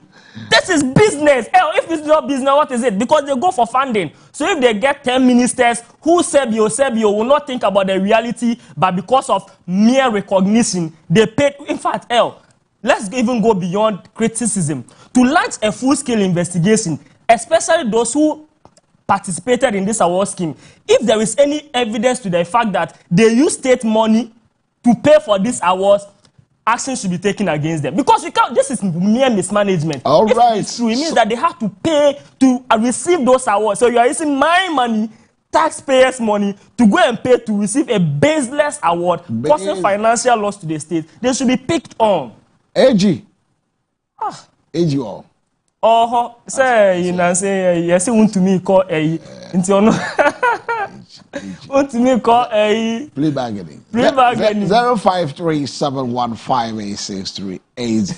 I number sounds a bit to me. A French BS originally. Oh, yes, go something like 5. Maybe it's 5 minutes for our phone calls, and then Friday that we can wrap up today. So it's been a wonderful conversation. All the 2 conversations we've had today. Oh, it's just a fantastic conversation. So share what I mean, my phone no.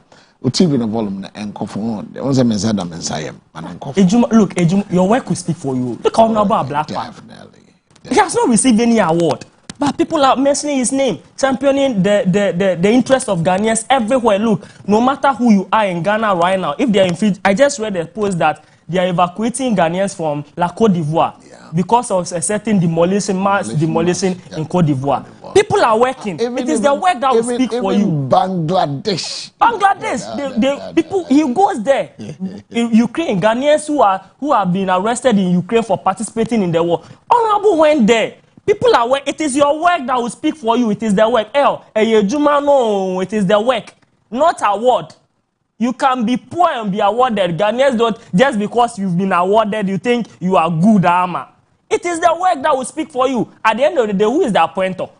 Who gave you the KPIs?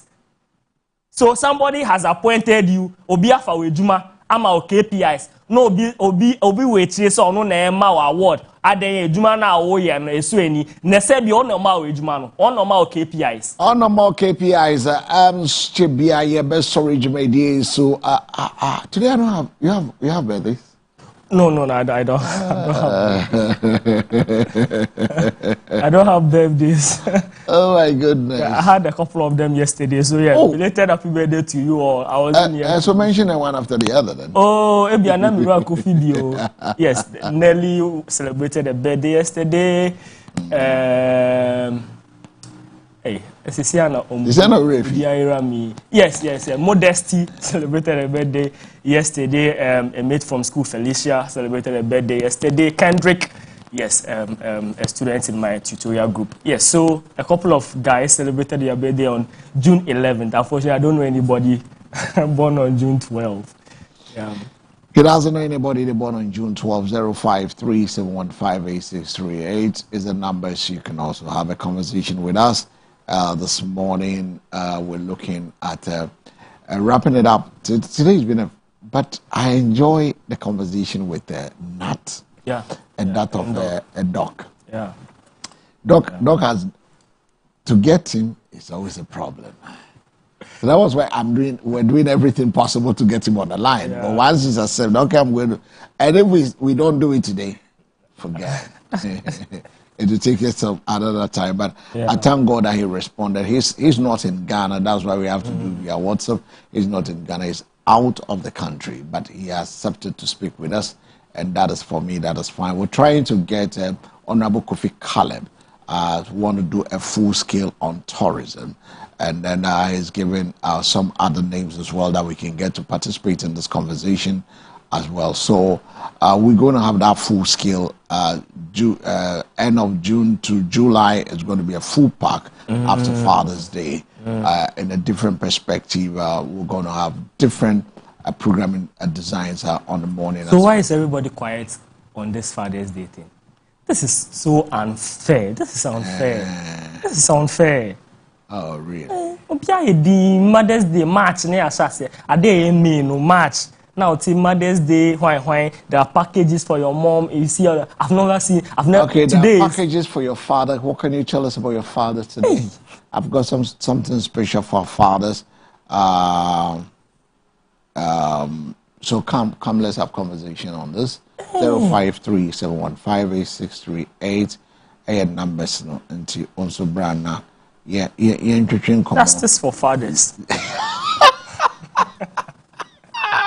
Is it a campaign you want to? Yeah. Justice for fathers. Of course, no. What you guys are doing? Because is it that mothers are causing financial loss to fathers? So I think that's what I said. The amount, not the amount. That would be why you also they've scanned them out. And men, because they are disciplined. We'll go into that. Oh God. Oh Lord, have mercy on fathers. But there are fathers who are more better off than very. There are fathers who are. You know, fathers are why are they not celebrated? You see, fathers are celebrated on Father's Day. But you see, but the feeling that they are not celebrated enough comes from a very deeper social and cultural reasons. The one is less emotional expression in society. That is why fathers are not being celebrated. Because in many cultures, including Ghana, much of the of the world, fathers are often expected to be strong and silent providers because of this. Appreciation for them is shown less openly compared to mothers. Let me ask you a question. That is one thing. Have you ever, or how many times have you heard the expression irresponsible mother as compared to the number of times you've heard irresponsible father? If let's say you are every month you are able to give what to cater for the family, and then 1 month you couldn't, or maybe you do it half-baked, then you become irresponsible. When a child does a good thing, oh my son or my daughter, but when a son or daughter does a bad thing, that daughter of yours, that's how they say it to the men. So Mother's Day is often marked with more visible rituals, church programs, school event, public tribute. Father's Day is sometimes less organized in schools and also communities, so it feels quieter. But you see, fathers often are associated with responsibility and provision, so they do things in silence. Society sometimes assumes rather than celebrate, so appreciation is less. And I believe that we've not been able to market or media focus on Father's Day. For me, that is what it's less because we tend to think that say any responsibility. And the thing is that globally, Mother's Day trends to receive more commercial promotion. Why Father's Day cannot receive? Why Father's Day is less heavily marketed?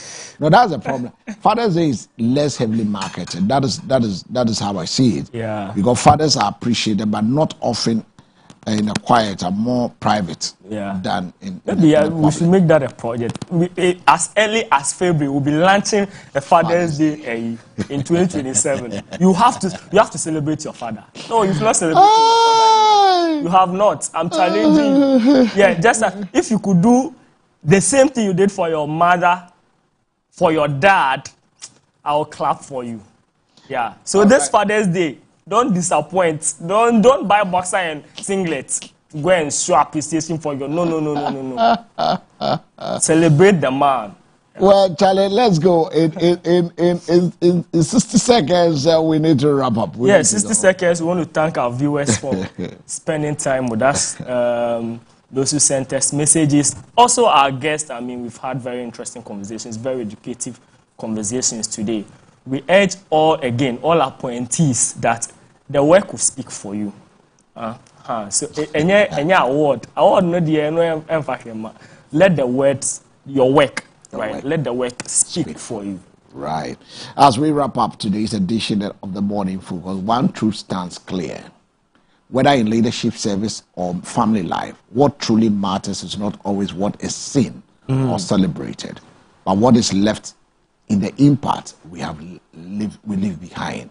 We've explored ideas that challenges us to think deeper and also question systems and reflect on how recognition and responsibility shape our society.